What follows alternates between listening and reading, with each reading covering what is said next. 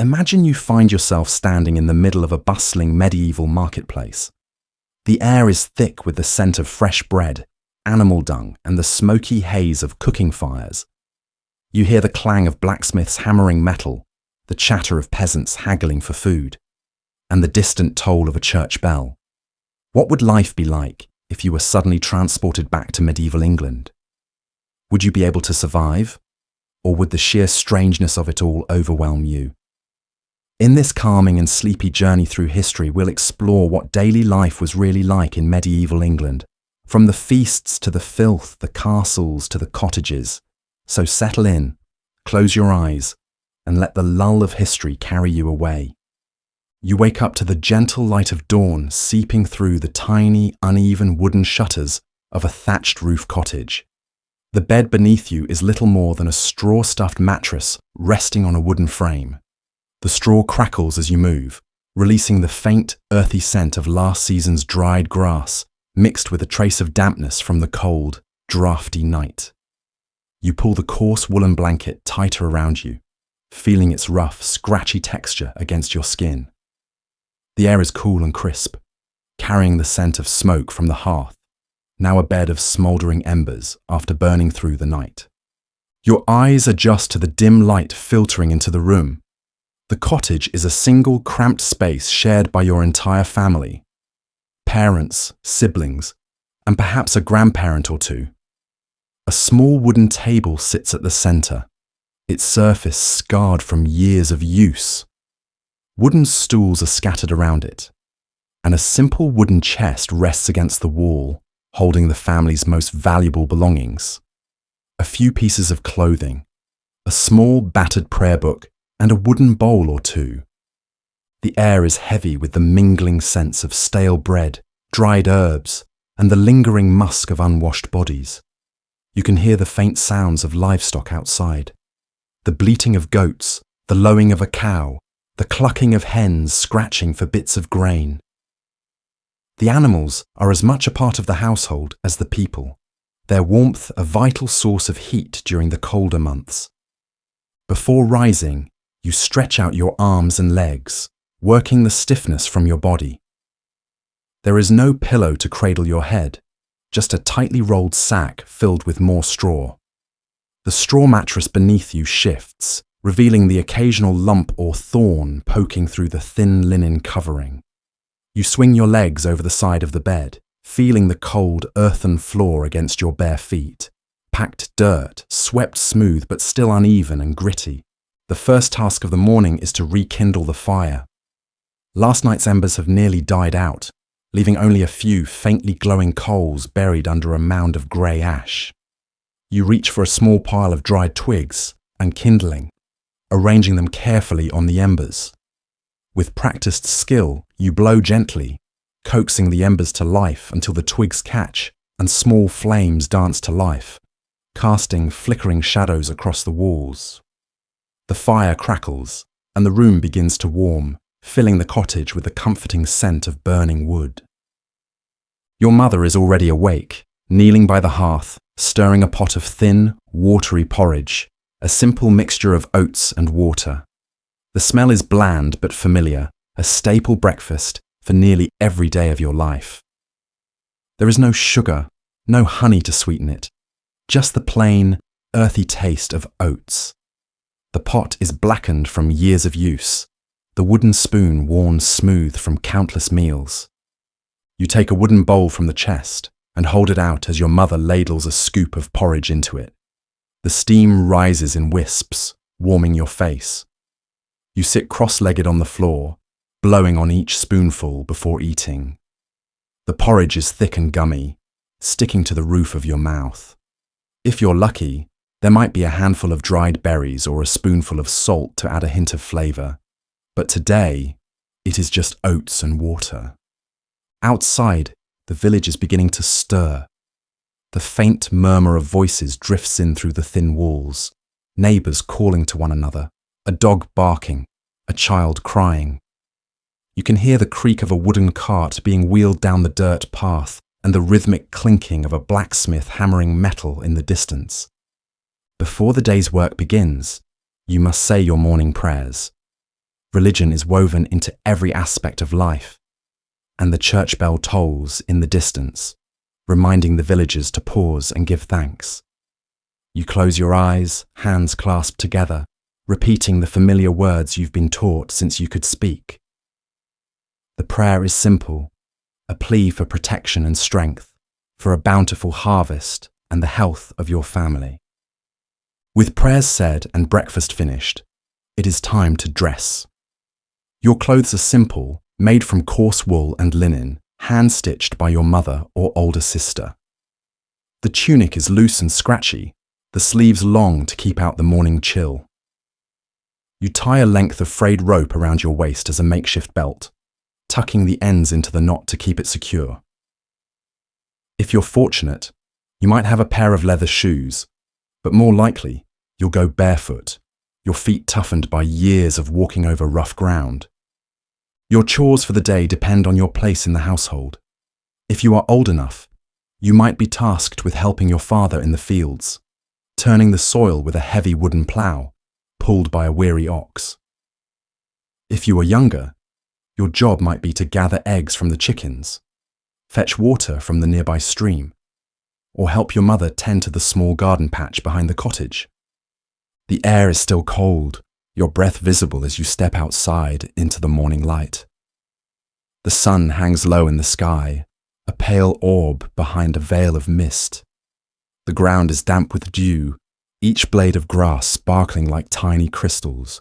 The village around you is waking up, and with it, the world of medieval England stretches out, vast, harsh, and yet, somehow, familiar. The village marketplace is the beating heart of medieval life, a bustling, chaotic hub where people from all walks of life gather to trade, barter, gossip, and connect.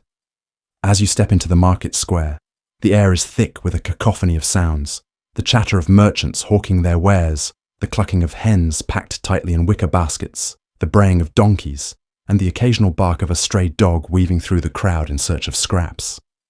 The ground beneath your feet is packed dirt, worn smooth by the passage of countless feet, hooves, and wagon wheels. Puddles from last night's rain dot the square, reflecting the hazy morning sun. The market is a labyrinth of wooden stalls, makeshift tents, and open-air carts, each one draped in weathered cloth to shield the goods from the elements. A faint breeze stirs the air, carrying with it the mingling scents of fresh bread, smoked fish, animal dung, and the sharp, acrid tang of tanning leather. Merchants call out to passers-by, their voices overlapping as they extol the virtues of their goods. "Fresh apples, ripe and juicy," shouts a woman with a basket of small wrinkled apples, their skin mottled and imperfect. "Honey from the abbey, pure and sweet," calls a monk, his robe smudged with dirt, a simple wooden cross hanging from his neck. Nearby, a butcher stands behind a wooden counter, his hands thick with blood as he slices through a side of pork. Flies buzz around the raw meat, which hangs in uneven slabs from wooden hooks, each cut dripping with fat. The butcher wipes his hands on a stained apron and offers a toothless grin to a woman eyeing a string of sausages. Further down the row, a fisherman kneels beside a wooden tub filled with freshly caught eels. The eels writhe and squirm, their slick bodies glistening in the morning light as they gasp for air. The fisherman reaches in and pulls one out, its body twisting around his wrist as he displays it to a potential buyer. The buyer grimaces, shaking his head and moving on to the next stall. The scent of baking bread wafts through the air, and you follow it to a small stall where a baker is pulling loaves from a stone oven. The loaves are round and dense, their crusts darken to a nearly blackened hue. The baker dusts the tops with flour, his hands moving swiftly and skillfully.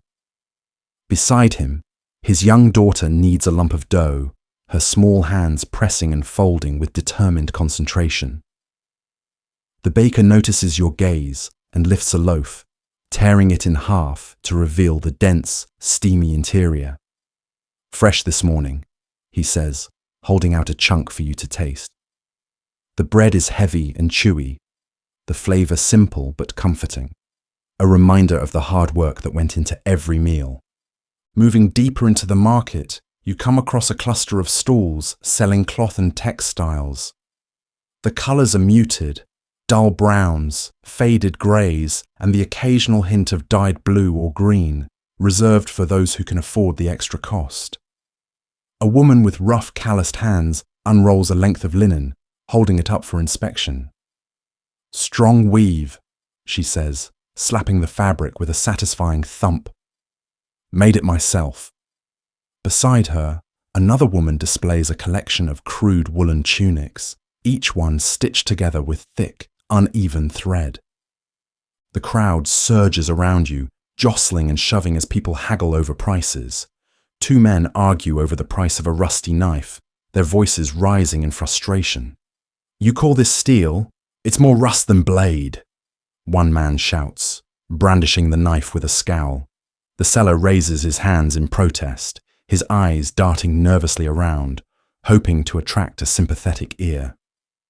At the far end of the market, the blacksmith's stall stands apart, a small clearing surrounding it as villagers give the heat and sparks a wide berth. The blacksmith is a mountain of a man, his arms bulging beneath a sweat-soaked tunic as he hammers a red-hot horseshoe against an anvil. The rhythmic clang of metal against metal echoes through the square, punctuated by the hiss of steam as the blacksmith dips the glowing horseshoe into a trough of water. The steam rises in a cloud, carrying with it the pungent scent of scorched metal. Beside the blacksmith, a young apprentice fans the coals, his face streaked with soot as he watches his master's every move. Near the center of the square, a group of children chase one another in circles, their bare feet slapping against the dirt as they giggle and shriek. One boy trips and falls, his knees scraping against the ground. He cries out, clutching his scraped knee as his friends gather around, offering sympathetic murmurs and pats on the back. A musician sits cross-legged on a tattered cloth nearby, a wooden flute pressed to his lips as he plays a haunting, lilting tune. His eyes are closed, his fingers moving deftly over the flute's worn surface. A few coins lie scattered in a wooden bowl before him, the meagre earnings of a long morning's work. As you move through the crowd, you hear snippets of conversation, news of a local lord raising taxes, rumours of a nearby village struck by plague, whispers of a distant battle fought by knights in gleaming armour. A man in a tattered cloak stands on an upturned crate, shouting about the end of days, his eyes wild and unfocused as he points to the heavens. People walk past without stopping, their expressions weary and indifferent. Nearby, a woman sells small clay charms, crude, lumpy figures shaped like saints, animals, and mystical symbols. "For good luck," she says, pressing a small clay cross into your hand. "Keep it close, and it will protect you." Her eyes are dark and earnest, her fingers trembling slightly as she collects a single copper coin in exchange. The day wears on, the sun climbing higher as the market grows more crowded. The air grows thicker, heavier, the mingling scents intensifying until they blend into one indistinguishable mass. Sweat, meat, smoke, and manure. Vendors shout louder, their voices straining to be heard above the din. Children dart between legs, snatching crumbs and tripping over stones. As the sun dips lower, the energy of the market begins to wane. The blacksmith wipes his brow with a grimy cloth, his muscles aching from a day's labour. The baker covers the remaining loaves with a cloth, packing up to head home. The fisherman counts his coins, his fingers fumbling over the small, rough copper pieces. A breeze sweeps through the square, stirring up dust and scattering a few withered leaves. Gradually, the marketplace begins to empty, the crowd thinning as villagers make their way back to their cottages, baskets heavy with the day's purchases. The clinking of metal, the laughter of children, the shouts of haggling vendors all begin to fade, replaced by the soft murmur of wind rustling through the trees and the distant caw of crows circling overhead. And as the market square empties, a stillness settles over the village, the day's noise and chaos slowly giving way to the quiet calm of evening. Food in medieval England is a reflection of the land, the seasons, and the social hierarchy that dictates who eats what and how much. For the common peasant, meals are simple, repetitive, and heavily reliant on whatever can be grown, foraged, or traded locally. Unlike the sumptuous feasts enjoyed by the nobility, a peasant's diet is marked by monotony, a relentless cycle of coarse bread, porridge, and the occasional vegetable. Morning begins with a modest breakfast known as le petit déjeuner, a term borrowed from French. For most peasants, this first meal is a simple affair. A bowl of thin, gruel-like porridge made from oats or barley. The grains are boiled in water, sometimes with a pinch of salt if the household can afford it. The porridge is bland and unremarkable, its consistency more watery than thick, a thin paste that slides down the throat easily but leaves little to savour. If the family is fortunate, they might have a spoonful of honey or a scattering of dried fruit to add a hint of sweetness. Honey is a luxury reserved for those who either keep their own bees or manage to barter for it with a neighbour. A few lucky villagers might even have access to milk, but only during certain seasons when the cows are producing enough to spare. The milk is rich and creamy, carrying a slight grassy undertone from the animal's diet, and it is usually reserved for children, the elderly, or the sick. For those working the fields, breakfast is consumed quickly and without ceremony. There is little time to linger, as the sun is already climbing higher and the day's labour awaits. A few men might carry a chunk of stale bread in their pocket to gnaw on as they work, but most will eat nothing more until midday. The bread is dark, dense and heavy, made from coarse barley or rye flour, ground between stone millstones that leave tiny bits of grit in the dough. Each bite carries the faint crunch of sand or stone, a reminder of the rough, rudimentary milling process. As the sun reaches its peak, it is time for the main meal of the day, dinner.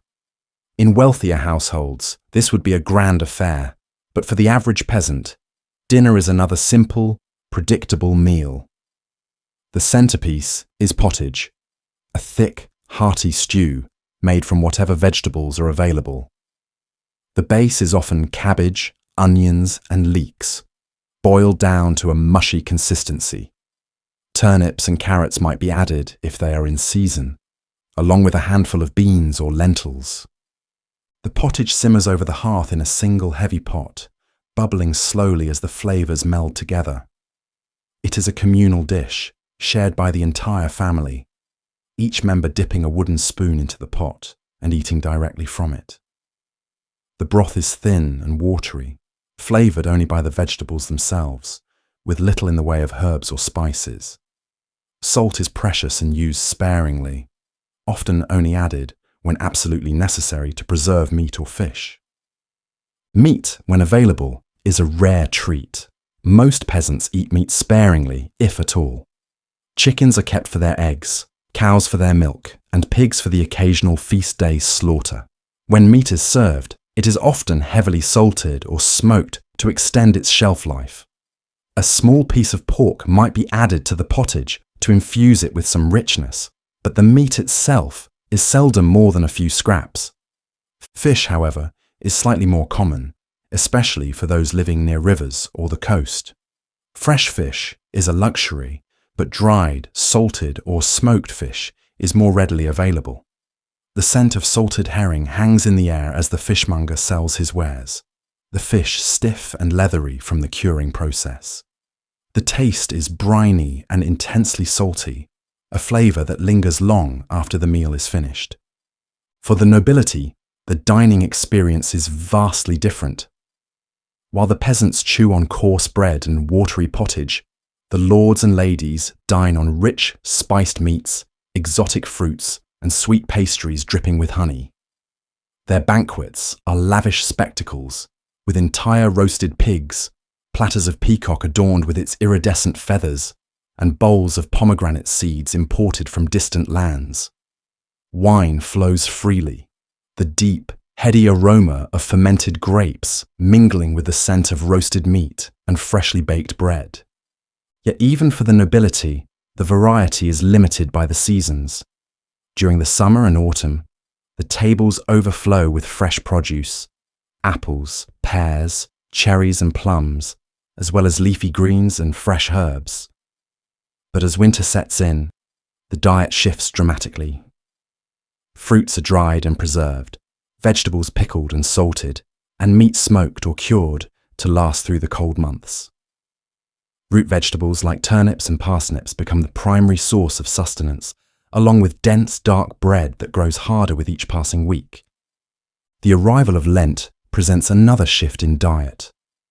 During these 40 days of penance, meat and animal products are forbidden for the devout. Fish becomes the primary source of protein, and pottage is thinned out even further. Its blandness a reminder of spiritual humility and sacrifice.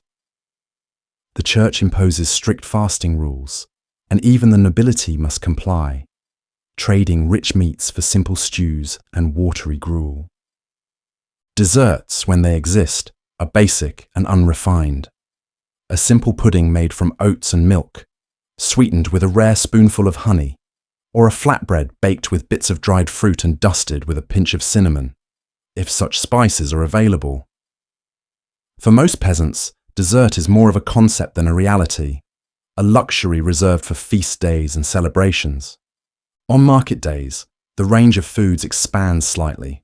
Villagers might barter for a wedge of cheese, a few eggs, or a handful of nuts.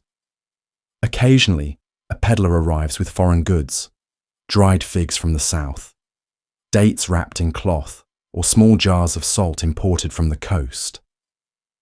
These items are far too expensive for everyday consumption, but they serve as tantalizing glimpses into a world beyond the village, a world of exotic flavors and unimaginable wealth. As the day winds down and the sun dips low, the evening meal is a quieter, simpler affair. Supper is little more than leftovers from dinner, reheated over the hearth or eaten cold. The pottage pot is scraped clean, every last drop consumed, and the bread crusts are gnawed down to the barest, hardest bit. Children yawn, their bellies full but not quite satisfied, and the family gathers around the hearth, sharing stories, or simply sitting in silence, the flickering firelight casting long shadows on the walls.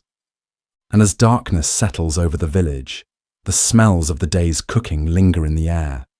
The scent of wood smoke, the earthy aroma of boiled vegetables, and the faint, sweet memory of freshly baked bread. Now just a crust of stale crumbs resting on the wooden table. The day ends as it began, with a quiet, humble meal, a shared bowl of simple, hearty food, and the promise of another day to come. Life in a medieval peasant's home is defined by its simplicity, austerity, and a relentless focus on survival. The homes themselves are small, dark and often cold, constructed from whatever materials are readily available: mud, wattle and daub, straw and timber. The walls are thick, made of a wooden frame packed with mud and clay, then topped with a thatched roof that leaks whenever it rains too heavily. In some cases, stones are used to reinforce the structure, but only if the family is fortunate enough to live near a quarry or has the resources to transport heavy materials. The entrance is low and narrow, forcing most people to stoop as they pass through. The door is usually a rough wooden plank, hung on crude hinges fashioned from iron or leather straps. There are no glass windows, as glass is a luxury reserved for the nobility or the church. Instead, small rectangular openings are cut into the walls, covered with wooden shutters or oiled parchment to keep out wind and rain while allowing a dim, filtered light to seep inside. Inside, the air is thick with the scent of damp earth, stale smoke, and the mingling aromas of unwashed bodies, animals, and simple cooking. The floors are nothing more than packed dirt, uneven and hard beneath bare feet. In some homes, a layer of straw or rushes is scattered across the floor to soften the surface and absorb spills and waste. Over time, the rushes become soiled with food scraps, animal droppings, and spilled liquids, forming a thick matted layer that is rarely changed except during major religious festivals or when the stench becomes unbearable. The main room serves as a multi-purpose living space, accommodating cooking, eating, sleeping, and socializing within the confines of a single, cramped area. At the center of the room, a hearth smolders, its low, flickering flames casting long shadows across the rough walls. The hearth is little more than a shallow pit surrounded by stones, with a simple iron pot suspended over the fire by a metal hook or a wooden tripod. The smoke rises lazily, filling the room before escaping through a small hole in the roof or a crude chimney, if the family is particularly well off. The air is perpetually smoky, the pungent scent of burning wood and smouldering peat clinging to every surface. Seating is sparse, consisting of rough-hewn wooden benches or stools fashioned from logs and planks. There are no chairs with backs or cushions, and comfort is a distant luxury. The table, if there is one, is a single battered board laid across wooden trestles. During meals, the family gathers around the table to share their simple fare: a pot of pottage, a loaf of coarse bread, perhaps a wooden bowl of gruel, or a few scraps of salted meat. Utensils are scarce, with each person typically using a wooden spoon or eating with their hands. Plates are rare. Instead, food is served on slabs of stale bread known as trenchers, which absorb the juices and serve as makeshift plates. Sleeping arrangements are equally rudimentary. There are no proper beds, no soft mattresses, no pillows stuffed with feathers. Instead, the family sleeps together on the floor, huddled under coarse woolen blankets or old animal skins. Straw mattresses, stuffed with dry grass or reeds, provide minimal padding against the cold, hard ground. These makeshift beds are shared by the entire family, with parents, children, and even infants all sleeping in close proximity. Privacy is non-existent, and the concept of personal space is a luxury reserved for the wealthy. Animals often share the living space, particularly during the colder months. Chickens peck at the rush-covered floor, searching for stray grains or crumbs. Pigs grunt and root in the corners, their coarse bristles glistening with a thin layer of grime. Goats bleat softly, their sharp, musky odour mingling with the smoky air.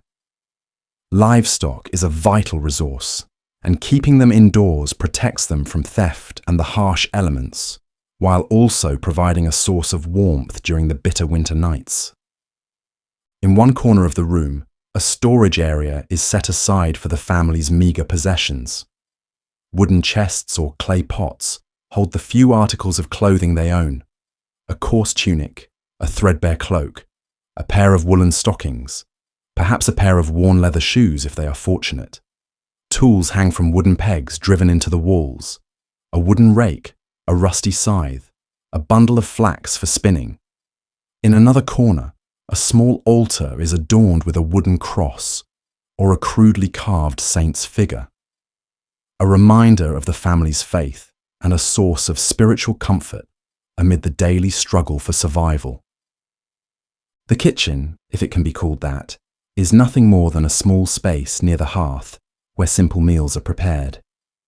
A few clay pots and wooden bowls rest on a makeshift shelf, alongside a single iron skillet and a rough knife with a wooden handle. There is no pantry, no larder, no well-stocked cupboards. Food is stored in earthen jars, hung from the rafters to keep it out of reach of rats and other pests. Dried herbs dangle from the ceiling, their scent faint and musty, a reminder of the brief, fragrant summer months when fresh greens were plentiful. Bathing is a rare event, more a matter of necessity than hygiene. Most peasants wash themselves in a wooden tub filled with cold water drawn from a nearby stream or well. Soap, if it exists, is a crude, greasy lump made from animal fat and wood ash, rough on the skin and lacking any pleasant scent. In the winter months, bathing is even less frequent, as the icy water is too chilling to endure, and the risk of illness too great. At night, the darkness is near total, broken only by the dim, flickering glow of a tallow candle or a small oil lamp. The candle is made from animal fat, its flame weak and sputtering, casting dancing shadows across the walls. The air is thick with the scent of burning tallow, a greasy, acrid odour that lingers long after the flame has been snuffed out. Conversations are hushed, voices kept low as the family huddles close together, seeking warmth and comfort in each other's presence. Despite the harshness of their living conditions, peasants find moments of solace and connection in the simplest of pleasures: the warmth of the hearth, the sound of a child's laughter, the comfort of a shared meal. Storytelling is a common evening activity, with parents recounting old tales of knights and saints, of distant lands and heroic deeds. Children listen with wide eyes, their imaginations transporting them far from the confines of their humble home to the grandeur of castles and the glory of battlefields. But as the night deepens, the fire dies down, the last embers glowing softly in the hearth. The family settles down to sleep, the room falling into a still, heavy silence. Outside, the wind howls through the trees, its mournful whistle echoing through the thatched roof. Rats scurry across the rush-covered floor, their tiny claws scratching against the dirt, and in the darkness, the peasant family sleeps, huddled together beneath rough woolen blankets, their bodies pressed close for warmth against the chill of the medieval night. The daily life of a peasant in medieval England is a relentless cycle of labour, dictated by the rising and setting of the sun and the demands of the agricultural calendar. Unlike the nobility, who can afford to indulge in leisure and idleness, peasants must work tirelessly to survive, their existence tied to the land they cultivate and the whims of the lord who owns it. The day begins at the break of dawn, long before the first light seeps through the small shuttered window of the peasant's humble dwelling. The air is cold, the ground damp, and the peasant wakes to the muffled sounds of animals stirring in the darkness. Cows low softly, chickens cluck and scratch at the floor, and pigs snort and root for scraps. There is no time to linger beneath the rough woolen blanket. The day's work will not wait. Before heading to the fields, a brief, simple breakfast must be prepared.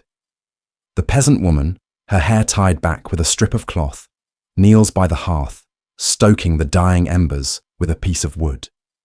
She blows on the coals, coaxing them back to life, the fire crackling and spitting as it grows. A pot of thin porridge is set to boil, made from the coarse barley or oats harvested in the previous season.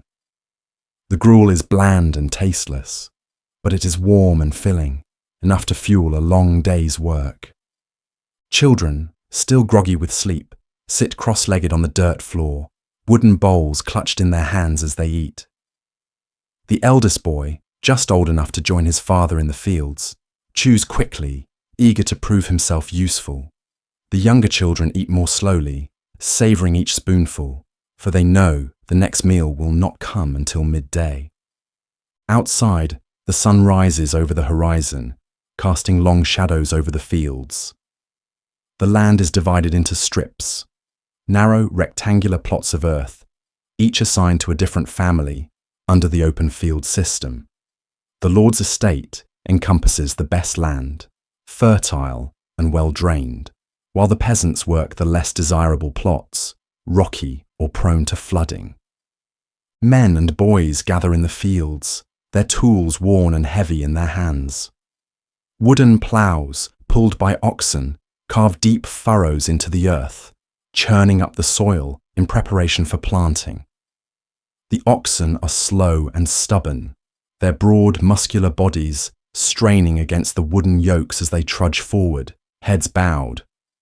The ploughman walks behind them, his hands calloused and cracked from years of labour, his shoulders hunched against the weight of the plough.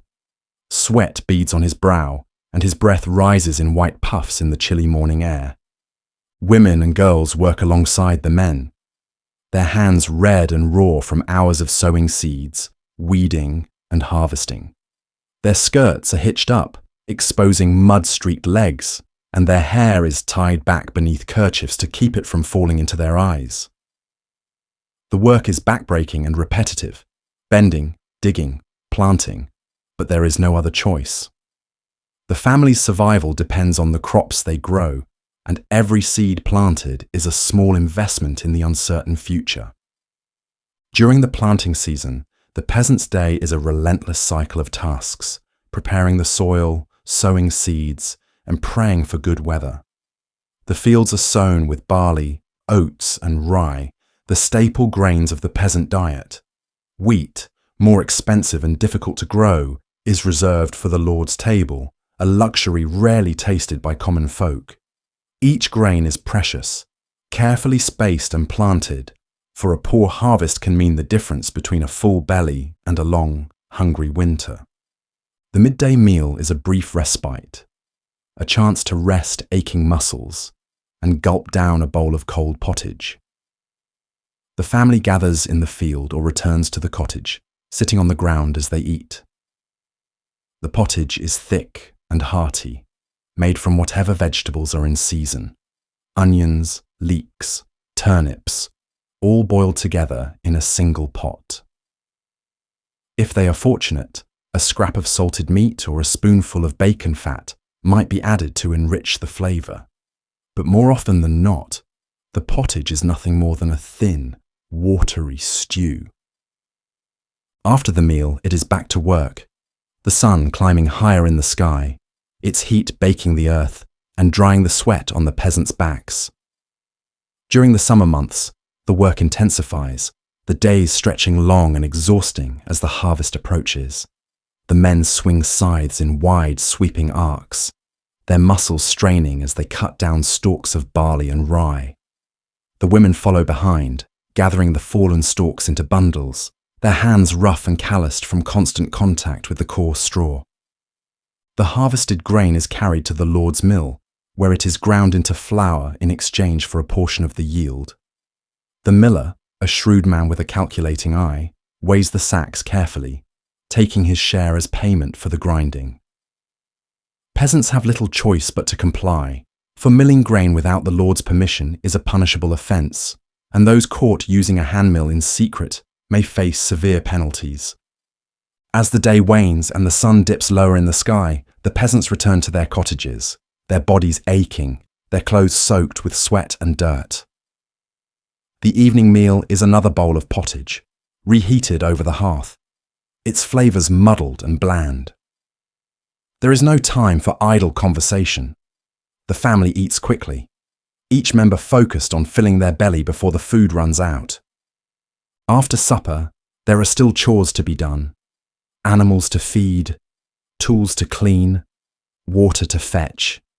The children scurry about, gathering eggs from the chickens, milking the cow, or sweeping the floor with a crude broom made of bundled twigs. The peasant woman scrubs the wooden bowls with sand and water, her hands red and sore from the cold. Night falls, and the cottage grows dark, the only light coming from the hearth's dying embers. The family gathers around the fire, their faces illuminated by the soft, flickering glow. A lull descends over the room, the exhaustion of the day finally catching up with them. The children nod off, their heads resting on their parents' laps, their dreams filled with visions of fields and furrows, of seeds sown and crops reaped. Before going to bed, the peasant man kneels before the small wooden cross nailed to the wall, his head bowed in prayer. He asks for good weather, for a bountiful harvest, for the Lord's mercy and the Church's blessing. He prays for protection against illness, for the health of his wife and children. for the strength to endure another day of toil. The words are whispered, half to himself and half to God, the only solace he has in a world of endless labour and uncertainty.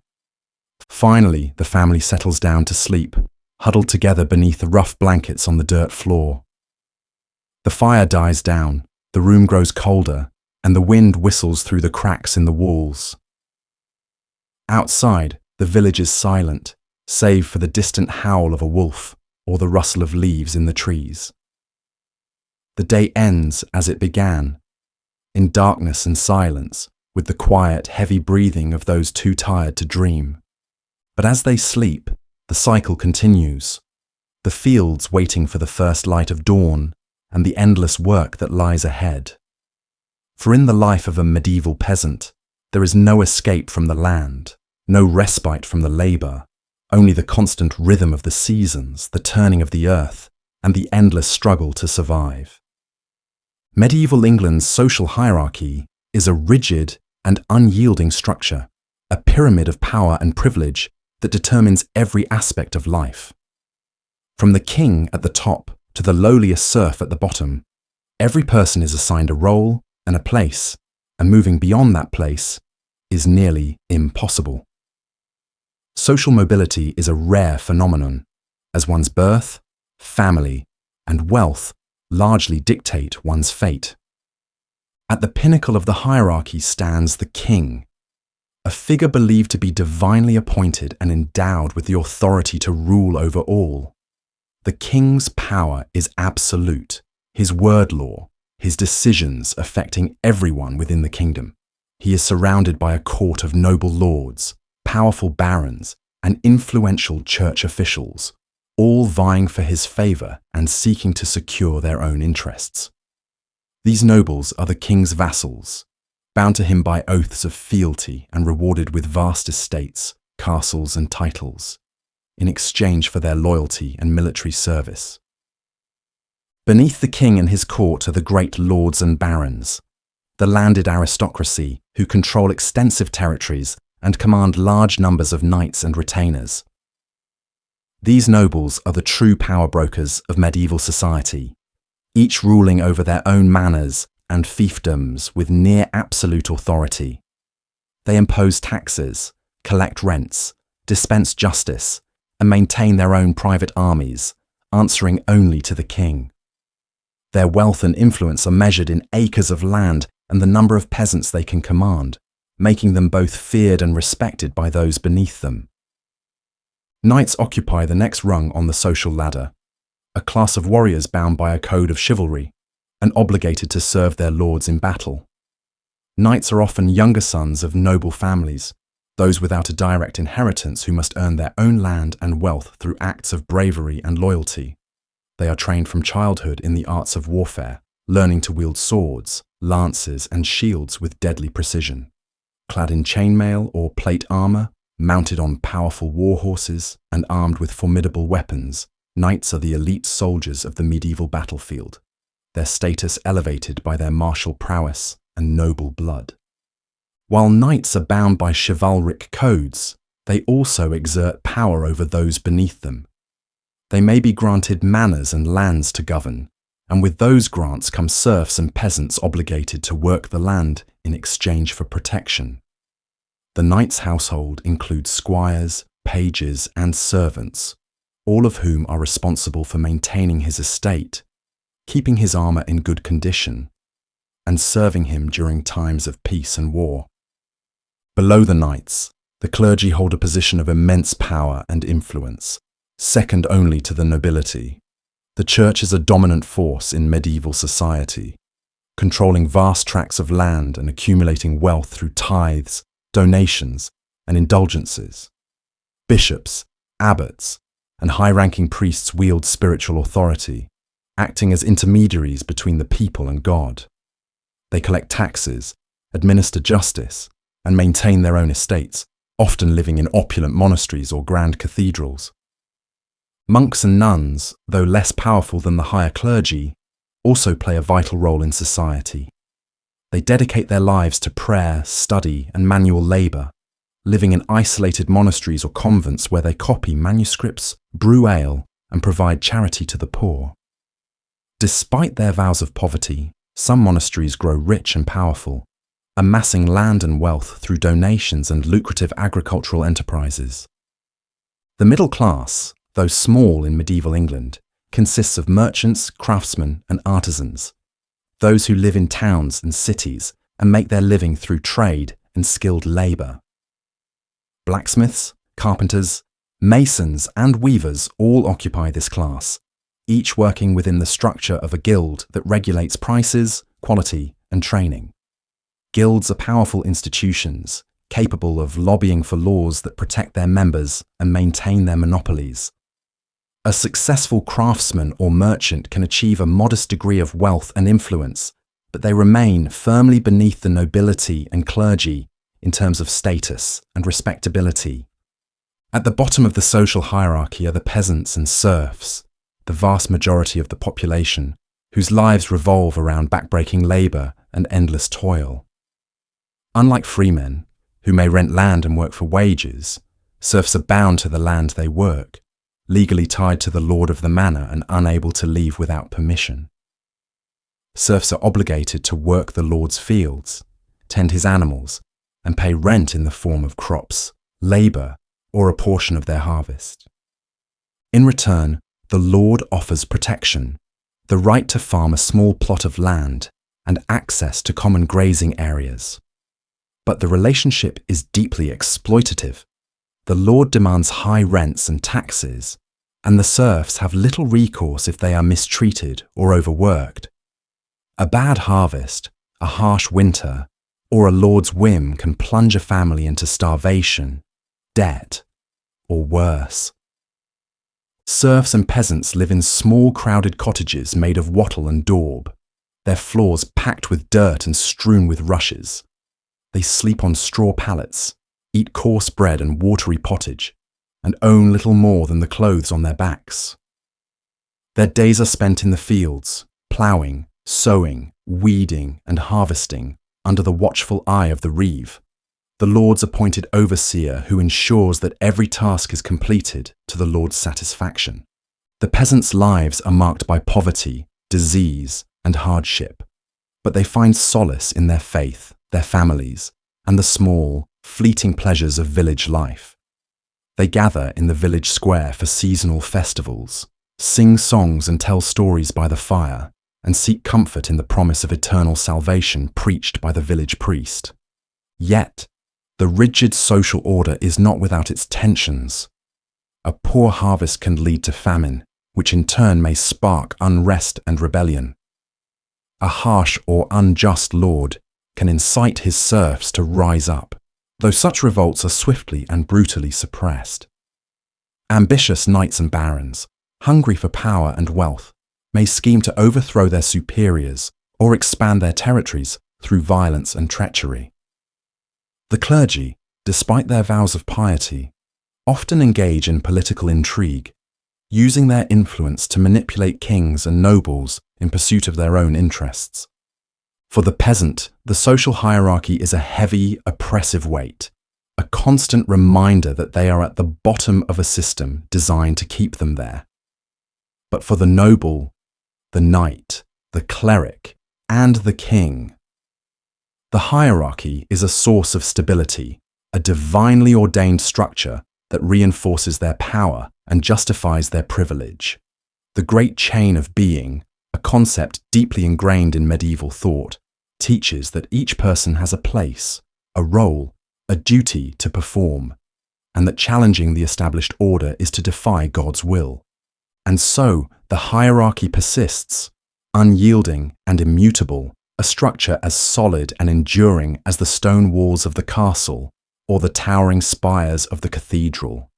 Generation after generation, the same patterns repeat, the same roles are filled, and the same power dynamics endure, creating a society where change is slow, rare, and often met with fierce resistance. For those born at the bottom, the dream of rising above one's station remains just that, a dream, a faint, flickering hope that is easily extinguished by the harsh realities of medieval life.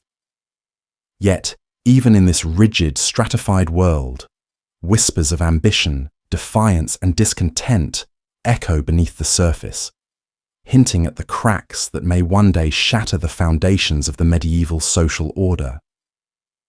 Medieval towns in England are vibrant, bustling centres of activity, a stark contrast to the quiet, isolated countryside where peasants toil in the fields.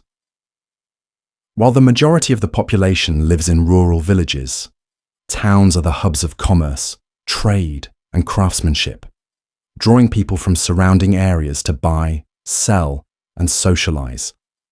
These towns are walled and fortified, surrounded by moats, gates, and watchtowers to protect against potential attacks.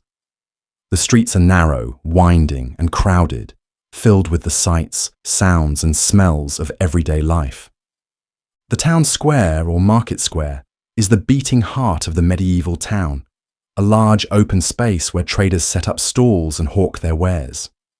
Every day, the square teems with people, farmers selling fresh produce, butchers displaying cuts of meat, fishmongers with baskets of fresh fish, and peddlers selling everything from pots and pans to spices and trinkets. The air is thick with the scent of fresh bread from the baker's stall, the tang of salted fish, and the smoky aroma of meat roasting on open spits. Merchants call out to potential customers, boasting of the quality of their goods and haggling over prices. Shoppers wander from stall to stall, their eyes darting over the various wares, searching for bargains or inspecting exotic items brought in by travelling traders. Some merchants have travelled far and wide, bringing with them silks from the east, spices from distant lands, or fine woolen cloth dyed in rich, vibrant colours. These imported goods are costly and highly prized, symbols of wealth and status that only the well-to-do can afford. At the centre of the square stands a large wooden platform known as the pillory, a grim reminder of the town's strict laws and harsh punishments. Criminals are locked in the pillory as a form of public humiliation, their hands and heads trapped in wooden boards while townspeople hurl rotten vegetables, mud, or worse at them. A nearby stocks serves a similar purpose, immobilizing offenders by locking their feet in place, exposing them to public ridicule and discomfort. The town is also home to numerous shops and workshops, each run by skilled craftsmen who are organized into guilds. Blacksmiths hammer away at glowing metal, the clang of hammers echoing down the street as they shape horseshoes, swords, and tools. Tanners work with raw animal hides, curing and stretching the leather to make belts, boots, and saddles, the pungent smell of animal hides permeating the air around their workshops. Carpenters shape wood into sturdy tables, chairs, and wagons, their tools laid out neatly on workbenches, while tailors sew and mend clothing, their fingers moving deftly through fabric as they stitch intricate patterns and hems. The sound of hammering, sawing, and shouting fills the air, creating a constant hum of activity as artisans work diligently to fill their orders and satisfy their customers. Each craft is controlled by a specific guild, a powerful organization that regulates quality, sets prices, and trains apprentices. To become a master craftsman, a young boy must first serve as an apprentice, living and working under the strict supervision of a master for several years. Apprentices learn their trade through grueling, hands-on labour, performing menial tasks like sweeping the shop, fetching tools, and assisting in the workshop. Once they have proven their skills, they may advance to the rank of journeyman, travelling from town to town, seeking employment and perfecting their craft.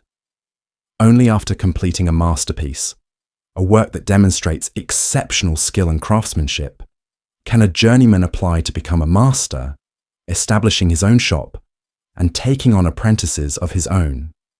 The town's population is diverse, consisting of merchants, craftsmen, labourers, clergy, and beggars.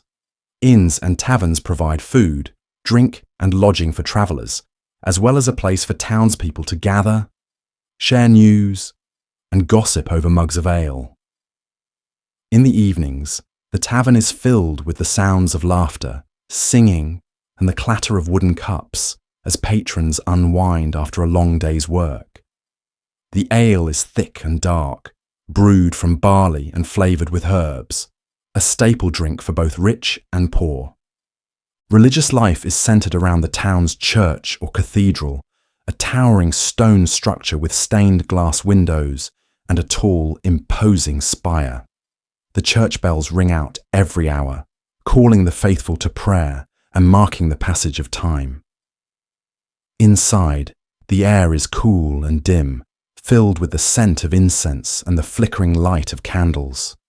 The priest, resplendent in his robes, delivers sermons in Latin, his voice echoing through the vaulted stone arches as he preaches about sin, salvation, and the eternal consequences of disobedience.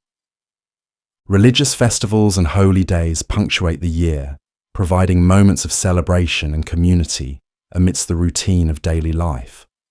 On feast days, the townspeople gather in the square to dance, sing, and feast on roasted meats, sweet pastries, and ale. Jugglers, minstrels, and acrobats entertain the crowd, while vendors sell ribbons, trinkets, and charms. The mood is jubilant, the worries of everyday life temporarily forgotten in the festive atmosphere. But despite the relative excitement and prosperity of town life, the streets are not without danger. Thieves and pickpockets lurk in dark alleys, waiting to prey on the unwary, while gangs of rowdy youths roam the streets, spoiling for a fight. The town's watchmen patrol the streets at night, their torches casting eerie shadows on the walls as they keep an eye out for troublemakers and criminals. Disease is also a constant threat. Without proper sanitation, waste and filth accumulate in the streets, attracting rats and other vermin. Chamber pots are emptied into the open gutters, and the stench of raw sewage mingles with the odours of the marketplace. Plagues and epidemics sweep through the crowded town, spreading rapidly through close contact and unsanitary conditions. A single outbreak can decimate entire neighbourhoods, leaving houses boarded up and shops closed as families flee in desperation. Despite these hardships, life in the town offers opportunities that are not available in the countryside. A successful craftsman or merchant can accumulate wealth, gain influence, and even aspire to join the ranks of the burgeoning middle class. Ambitious men and women can rise above their birth, marry well, or even buy their way into higher social circles. Guilds provide a sense of community and mutual support, protecting members from exploitation and ensuring that each trade maintains its standards of quality and craftsmanship. For the ambitious and the enterprising, the town represents a chance to escape the harsh monotony of peasant life, to make connections, to learn a trade, and to carve out a new life through hard work and determination. It is a place where fortunes can be made, alliances forged, and dreams pursued, even in the face of danger, disease, and the ever-present shadow of the feudal lords who ultimately control every aspect of life. And yet, for those who cannot find work, who fall into debt, or who run afoul of the law, the town can also be a place of crushing poverty and desperation. Beggars huddle in doorways, their ragged clothes barely protecting them from the cold. Orphans roam the streets, stealing scraps of food or begging for alms, their hollow eyes staring out from dirty, sunken faces. The contrast between wealth and poverty is stark, with wealthy merchants flaunting their furs and jewellery while the poor shiver in the gutters, a constant reminder that for every person who rises, there are many more who fall. Thus, the town is a microcosm of medieval society itself, a place of opportunity and oppression, of wealth and want, of ambition and desperation. It is a world where fortunes can be made or lost, where the clang of the blacksmith's hammer and the cries of the market vendors mingle with the groans of the condemned and the prayers of the faithful, creating a symphony of life that echoes through the cobbled streets, a ceaseless, ever-changing rhythm that binds all who live within the town walls. The manor house stands as the imposing centerpiece of a medieval estate, a powerful symbol of the lord's wealth and authority over the surrounding land and its inhabitants. Constructed primarily of stone and timber, the manor is a large, fortified structure complete with thick walls, narrow windows, and a sturdy gatehouse. Its architecture reflects both the need for defense and the desire for grandeur, with towering walls designed to keep out potential attackers, while also asserting the lord's status and influence. The entrance to the manor is guarded by a set of heavy wooden doors reinforced with iron bands. A drawbridge may span a shallow moat, providing both a formidable barrier against intruders and a clear sign of the lord's dominance.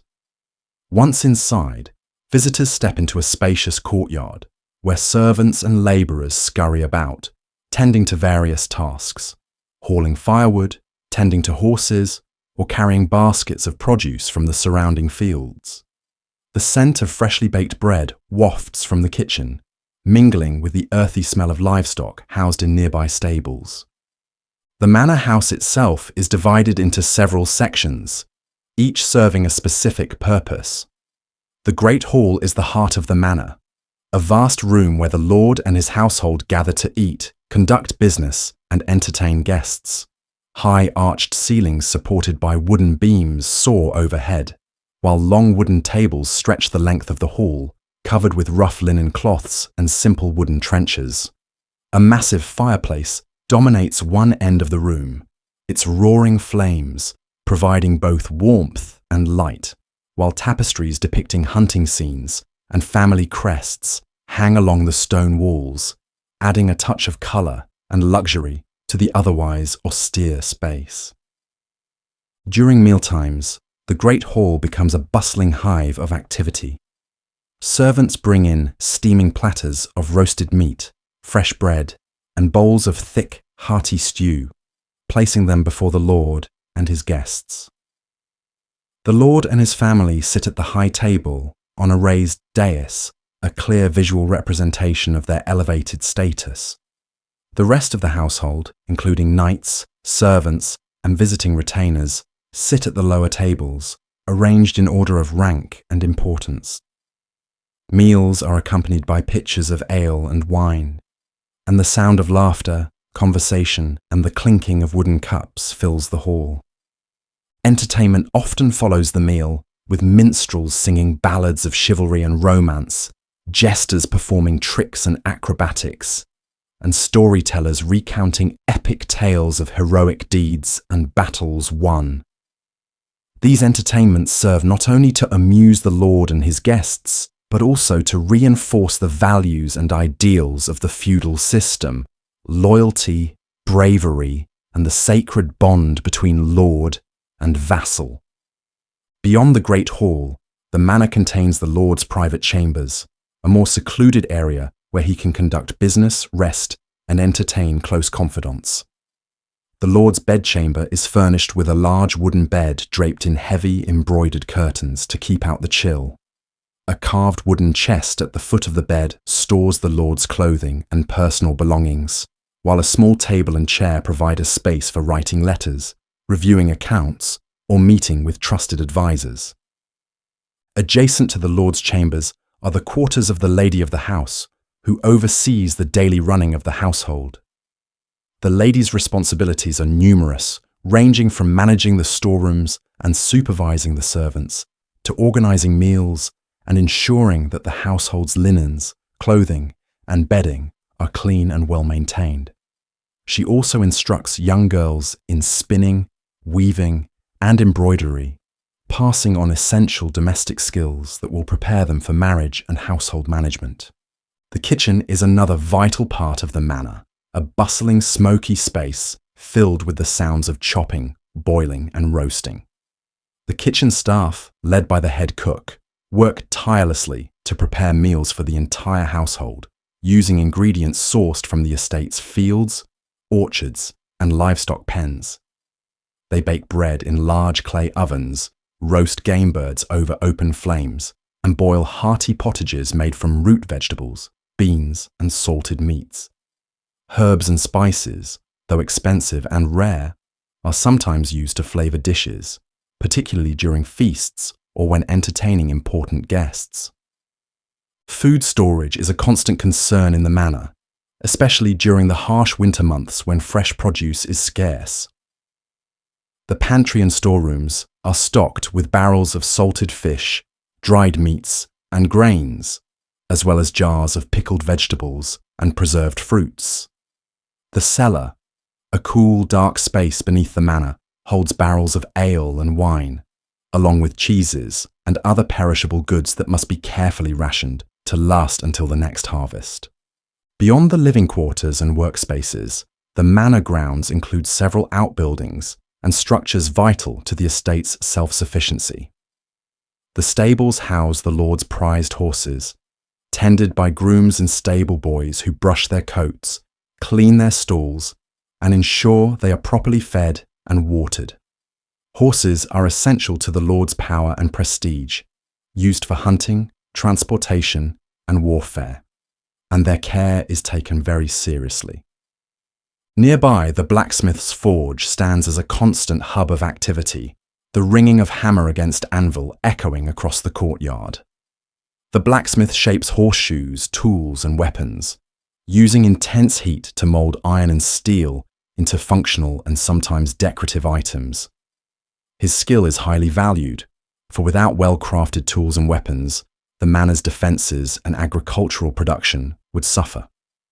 In addition to the practical outbuildings, the manor grounds may include a chapel or private prayer room where the lord, his family, and the household staff attend daily prayers and weekly services. The priest, often a member of the local clergy or a monk assigned to the estate, performs religious duties, offers spiritual guidance, and keeps records of births, marriages, and deaths among the manor's inhabitants. Beyond the immediate grounds, the lord's domain stretches across the surrounding countryside, a vast expanse of farmland, meadows, and woodland, worked by the peasants and serfs who owe the lord their labour and allegiance. These common folk live in small, thatched cottages, tending to crops of wheat, barley, and oats, as well as herding sheep, cattle, and pigs. In return for their work, they are granted the right to live on the land, keep a portion of the harvest, and receive the Lord's protection in times of war or conflict. However, life for the peasants is far from easy. They must endure long hours of back-breaking labour, harsh weather, and the ever-present threat of famine, disease, or bandit raids. If they fail to meet their obligations to the Lord, whether by failing to pay their taxes or by neglecting their work, they risk severe punishment, from fines and public humiliation to imprisonment in the manor's dungeon. Despite these hardships, the manor functions as a self-contained world, a microcosm of feudal society where every person has a designated role to play, from the lord who wields power and commands respect, to the serfs who toil in the fields, to the craftsmen who keep the estate running smoothly. The manor is both a home and a fortress, a place of comfort and order amidst the chaos and uncertainty of the medieval world, a place where the Lord's word is law and his power absolute. Yet beneath the surface, the seeds of change are beginning to take root. As towns grow in size and influence, as trade routes expand, and as new ideas spread from distant lands, the once impenetrable power of the feudal lord begins to waver. The manor may still stand as a symbol of authority and wealth, but in the shadow of its towering walls, whispers of rebellion and transformation echo, hinting at a world on the brink of profound and irreversible change. The medieval marketplace is a sensory overload of sights, sounds, and smells, a vibrant hub of commerce and social interaction where people from all walks of life converge. Set within the heart of a bustling town or village, the marketplace is an open, sprawling area lined with wooden stalls, carts, and temporary tents. Merchants shout their wares, hawking everything from freshly baked bread and ripe vegetables to fine cloth and handcrafted pottery. The air is thick with the mingling aromas of roasting meat, herbal remedies, and the earthy scent of mud underfoot, trodden by countless boots and hooves. Navigating the market can be both exhilarating and overwhelming. Peddlers wave colourful fabrics in the air, their vivid hues catching the eye of potential buyers. Fishermen stand behind tables piled high with glistening fish, freshly caught and still smelling of the sea. Butchers carve thick slabs of meat, their cleavers slicing through bones with loud, rhythmic thuds.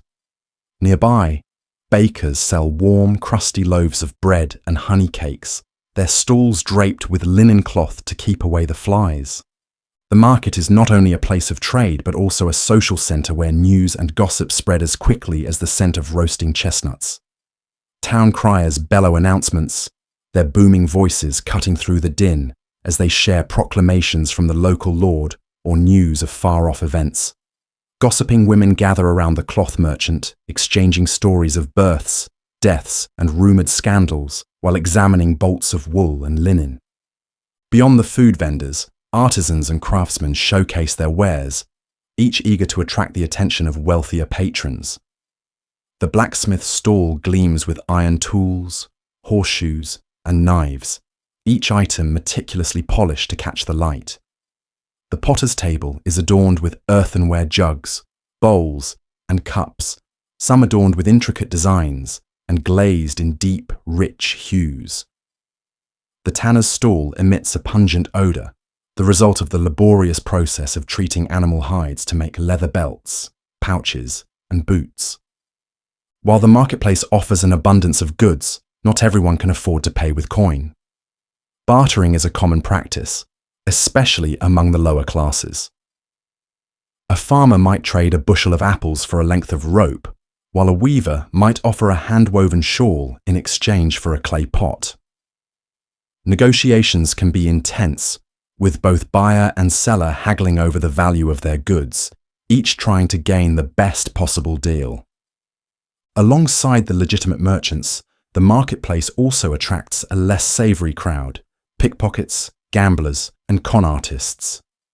A sharp-eyed thief slips through the crowd, his nimble fingers deftly plucking a purse from an unsuspecting noblewoman's belt. Nearby, a group of gamblers gathers around a makeshift table, rolling dice and exchanging coins with rapid, furtive movements. In a darkened corner, a dubious herbalist peddles miracle cures and love potions, his toothless grin betraying his true intentions. Despite the occasional danger, the marketplace remains a place of opportunity for those with ambition and cunning. Skilled craftsmen might catch the eye of a wealthy merchant or noble, earning a lucrative commission for a particularly well-made sword or a finely embroidered tunic. Entertainers also flock to the market, hoping to earn a few coins from the crowds. A juggler tosses brightly coloured balls into the air, his movements swift and graceful.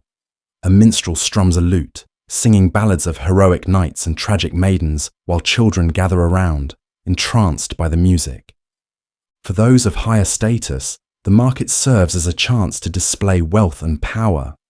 Wealthy merchants stride through the stalls, flanked by servants who carry their purchases in wicker baskets.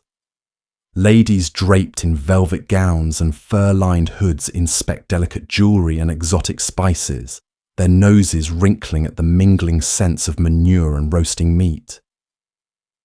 Even the local lord might make an appearance, flanked by guards as he surveys the market, his mere presence a reminder of who truly holds power in the region.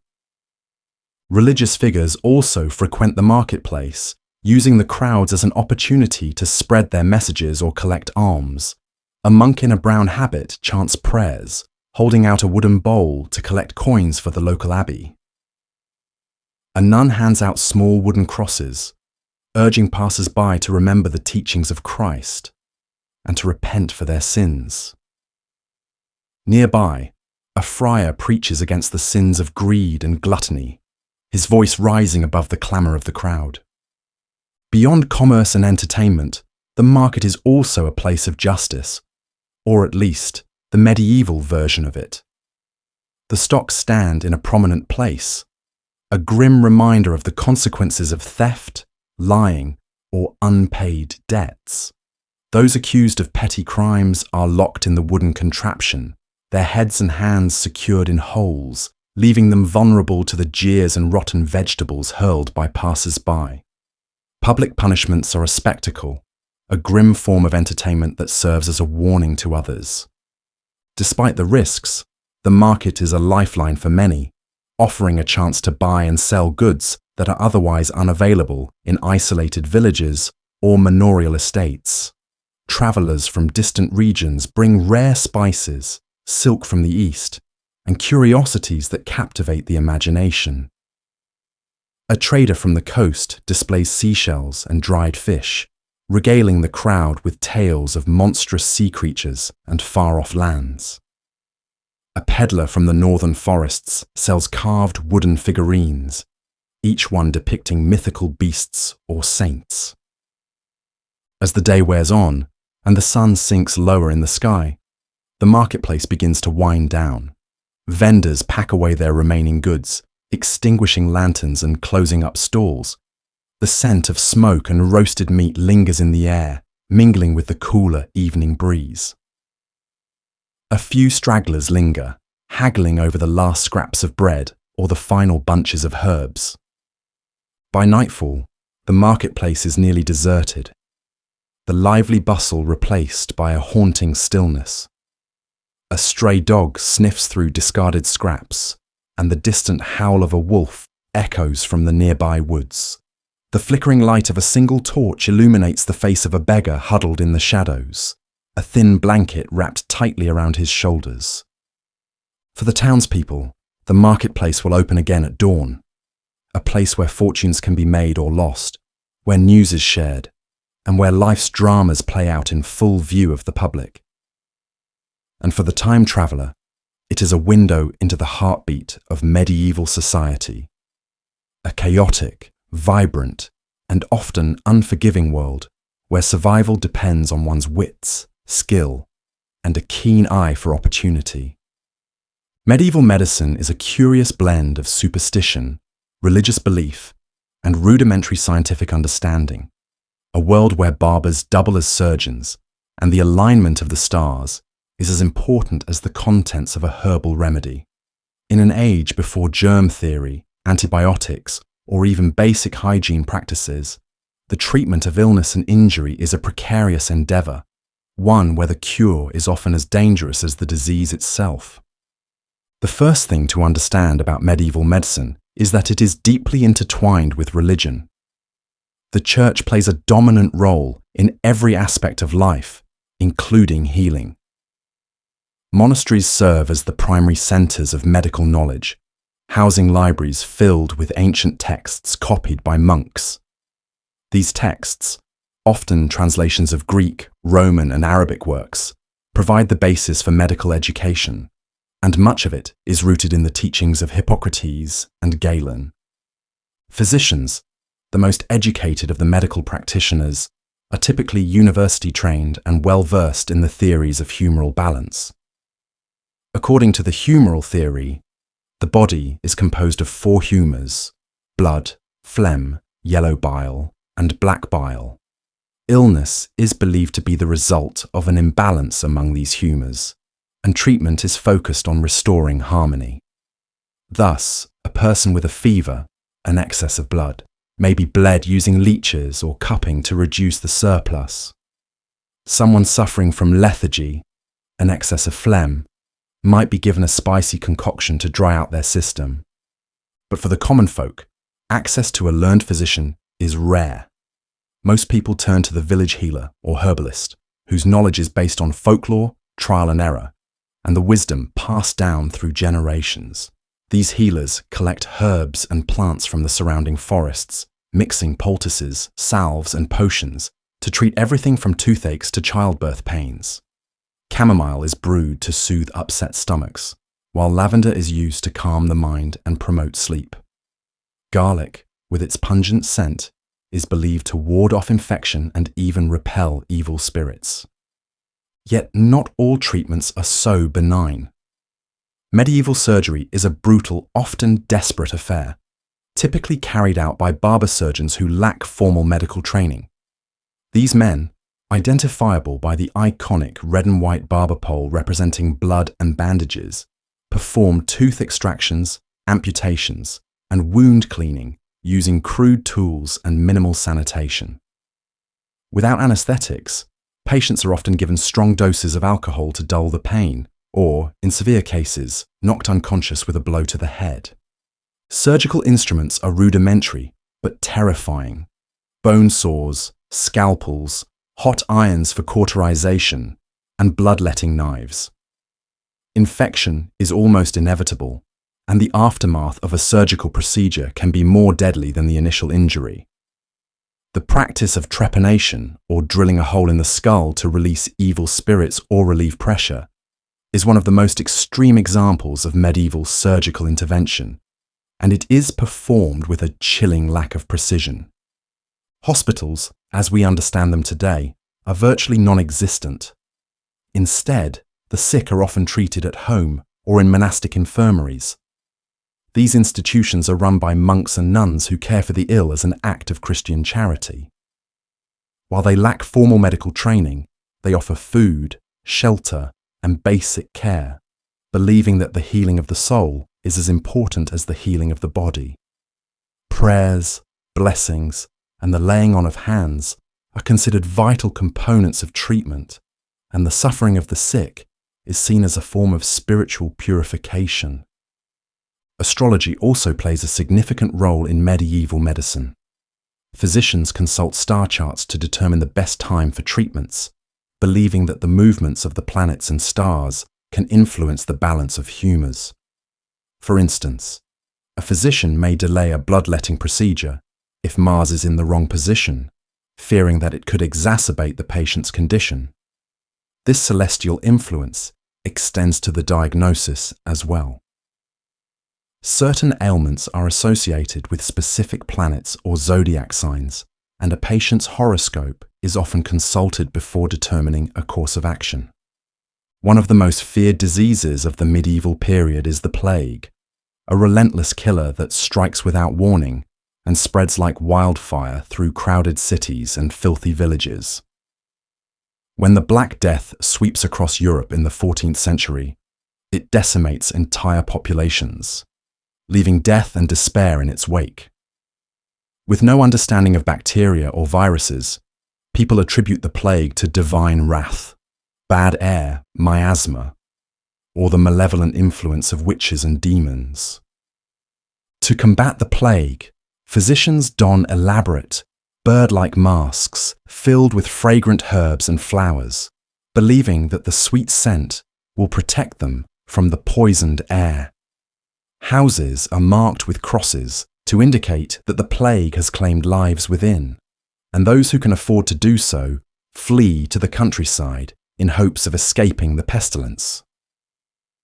Meanwhile, flagellants roam the streets, whipping themselves bloody in public displays of penance, hoping to appease God and end the plague's ravages. Yet, not all approaches are so grim. There are some notable advancements in medicine during the medieval period, particularly in the Islamic world, where scholars like Avicenna ibn Sina write comprehensive medical texts that include detailed observations and treatments for various ailments. These texts, translated into Latin, gradually make their way into Europe, introducing more advanced techniques and more effective herbal remedies. Apothecaries, the forerunners of modern pharmacists, also play a crucial role in medieval healthcare. These specialized merchants prepare and sell medicinal concoctions, often based on complex recipes that include everything from crushed gemstones to animal parts. The apothecary's shop is a chaotic yet fascinating place, filled with shelves of glass jars and clay pots labeled with strange, arcane symbols. Dried herbs hang from the rafters, and the scent of incense and burning resin fills the air. Here, Customers can purchase salves for wounds, potions to boost fertility, or powders to ward off the evil eye. Despite the widespread use of herbal remedies and the occasional success of surgical interventions, many ailments remain beyond the reach of medieval medicine. Mental illness, for instance, is poorly understood and often attributed to demonic possession or divine punishment. Sufferers are sometimes confined to asylums, where they endure harsh treatments like ice baths, bloodletting, or even exorcism. Leprosy, another feared disease, isolates its victims both physically and socially. Lepers are forced to live in segregated colonies, away from the general populace, and must wear distinctive clothing and ring a bell to announce their presence. The disease is seen as a sign of divine punishment, and those afflicted are treated with a mixture of pity, fear, and revulsion. As night falls and the marketplace empties, the apothecary closes up shop, extinguishing the candles and locking away the more valuable ingredients. In the distance, the monastery bell tolls, signaling evening prayers. A reminder that in this world, healing the body is as much a matter of faith as it is of medicine. And for those who lie feverish in their beds, the thin line between life and death is as fragile as the flickering flame of a single candle, its light wavering against the darkness. A final prayer whispered to the heavens in the hopes of divine intervention. Medieval castles loom over the surrounding landscape like stone giants, their towering walls and imposing gatehouses standing as testaments to power and wealth.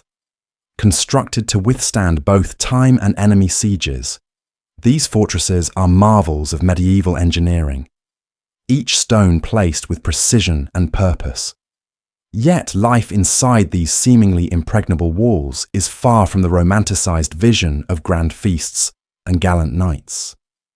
In reality, castle life is a mixture of constant vigilance, rigid routines, and ceaseless labor. The architecture of a medieval castle is a labyrinth of corridors, chambers, and defensive structures, each serving a distinct purpose. The outermost layer is the curtain wall, a massive stone barrier punctuated by watchtowers and battlements. Guards patrol these walls day and night, scanning the horizon for signs of approaching enemies or raiders. The walls are thick, sometimes up to 12 feet, and designed to repel arrows, siege engines, and battering rams. Beyond the walls lies the gatehouse, the castle's primary point of entry and the most fortified area. Guarded by iron-studded wooden doors and a heavy portcullis, the gatehouse is equipped with murder holes, openings through which defenders can pour boiling oil, pitch, or even stones onto attackers below. Inside, a winding passage forces invaders to navigate tight, defensible spaces, allowing defenders to attack from multiple angles. Once past the gatehouse, one enters the outer bailey, a spacious courtyard bustling with activity. Here, blacksmiths hammer away at red-hot metal, sparks flying as they forge weapons, horseshoes, and tools. Stable hands brush down war horses, their sleek coats glistening in the dim light. Servants hurry back and forth, carrying buckets of water, sacks of grain and firewood. Children play among the livestock, pigs, chickens, and goats that roam freely across the muddy ground. In the centre of the courtyard stands the keep, the heart of the castle, and the last line of defence during a siege. The keep is a towering multi-storey structure, with walls thicker than any other part of the castle.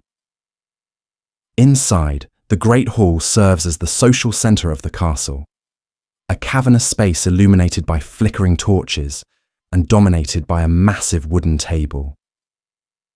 Here, the Lord and Lady hold court, dining with their guests and entertaining visiting knights, nobles, and clergy.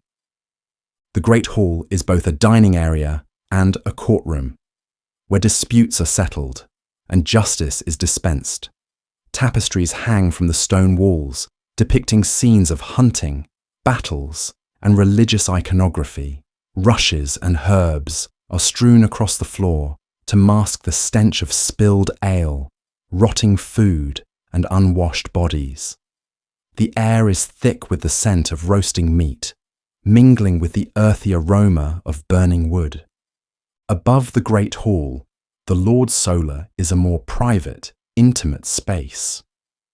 This chamber serves as both a living quarters and a workspace, where the Lord meets with trusted advisors and handles the administrative duties of managing the estate. Here, the furniture is finer, the walls adorned with more elaborate tapestries, and a roaring fireplace provides much-needed warmth against the chill of the thick stone walls. In contrast to the Lord's solar, the lower levels of the keep are cold, dark, and damp. The kitchens are a hive of activity, with cooks labouring over open hearths, cauldrons bubbling with stews, and spits turning slowly over crackling flames. Scullions scurry about, washing pots, peeling vegetables, and carrying heavy platters to and from the great hall. The scent of roasted meat, spiced wine, and fresh bread mingles with the acrid smoke, creating an atmosphere both chaotic and strangely comforting. Beneath the kitchens, in the bowels of the castle, are the storerooms and dungeons. The storerooms are filled with barrels of ale, sacks of flour, salted meat, and preserved fruits, essential supplies for enduring a siege. Here, the temperature is cooler and more consistent, ideal for keeping food from spoiling. The dungeons, however, are a far more ominous place. Lit only by the occasional torch, they are damp, cramped, and filled with the echoes of dripping water and the occasional moan of a prisoner. Cells are small, barely large enough to lie down in, with straw-covered floors and rusted iron shackles bolted to the walls. The dungeon is both a place of punishment and a grim reminder of the Lord's authority, a fate that awaits those who commit crimes or betray their oath of loyalty. Throughout the castle, life is governed by a strict hierarchy, with each resident occupying a specific role. At the top is the Lord, who is responsible for maintaining order, overseeing the estate, and protecting the castle's inhabitants. His wife, the lady of the castle, manages the household, supervising the servants and ensuring that food, clothing, and medical care are provided for all. Beneath them are the knights, heavily armoured warriors sworn to protect the Lord and his domain. They train daily in the courtyard, honing their combat skills with swords, lances, and shields. Their squires, typically young boys from noble families, assist them with their armour and weapons while learning the ways of chivalry and combat. The bulk of the castle's population consists of servants and labourers. Cooks, scullions, stable hands, laundresses, and maids work tirelessly from dawn to dusk, performing the countless tasks necessary to keep the castle functioning. Many of these workers sleep in cramped quarters, sharing straw-stuffed mattresses and enduring the bone-chilling cold of the stone walls. As night falls, the castle transforms into a fortress against the darkness. Gates are locked, drawbridges raised, and guards take their positions along the battlements. In the great hall, the fire roars as the Lord and his guests feast on roasted boar, venison stew, and honey cakes. Minstrels play lutes and sing tales of heroic knights, tragic maidens, and epic battles, their music echoing through the high-vaulted ceiling. But as the hour grows late, the fire dies down, and the castle falls into silence. The only sounds are the occasional clink of a guard's armour, the howling wind outside, and the restless shifting of those trying to sleep on cold, hard floors. In the keep, the Lord and Lady retire to their chambers, slipping beneath heavy blankets, while a servant stokes the fire to ward off the night's chill.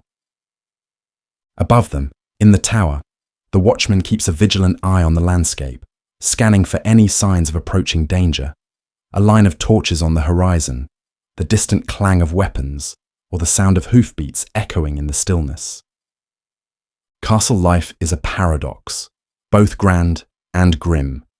It is a place of feasts and famine, of opulence and squalor, where the powerful and the powerless coexist under the same roof, separated only by the thickness of stone walls and the rigid lines of feudal hierarchy. And for the time traveler, it is a world both alien and oddly familiar, a place where survival depends on knowing when to bow, when to fight, and when to disappear into the shadows. Night descends upon the medieval village, casting long shadows across the uneven cobblestone streets and thatched rooftops. The air is thick with the scent of burning wood and damp earth, mingling with the distant cries of owls and the occasional bark of a guard dog. In the absence of electric lights, darkness envelops everything, save for the faint, flickering glow of a handful of torches mounted along the village square, and the soft amber light seeping through the cracks in cottage walls. Inside the cottages, families gather around the hearth, the only source of warmth and illumination in the chill of the night.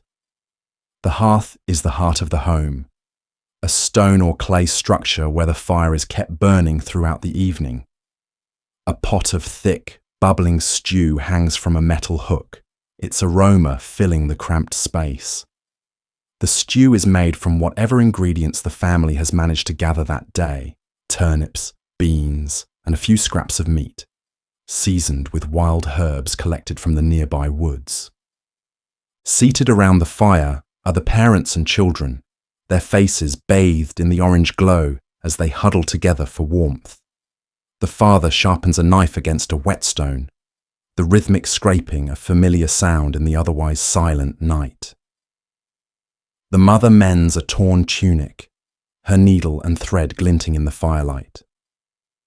The children, too young to work in the fields or assist in the cottage industry, listen intently as their grandmother tells them stories.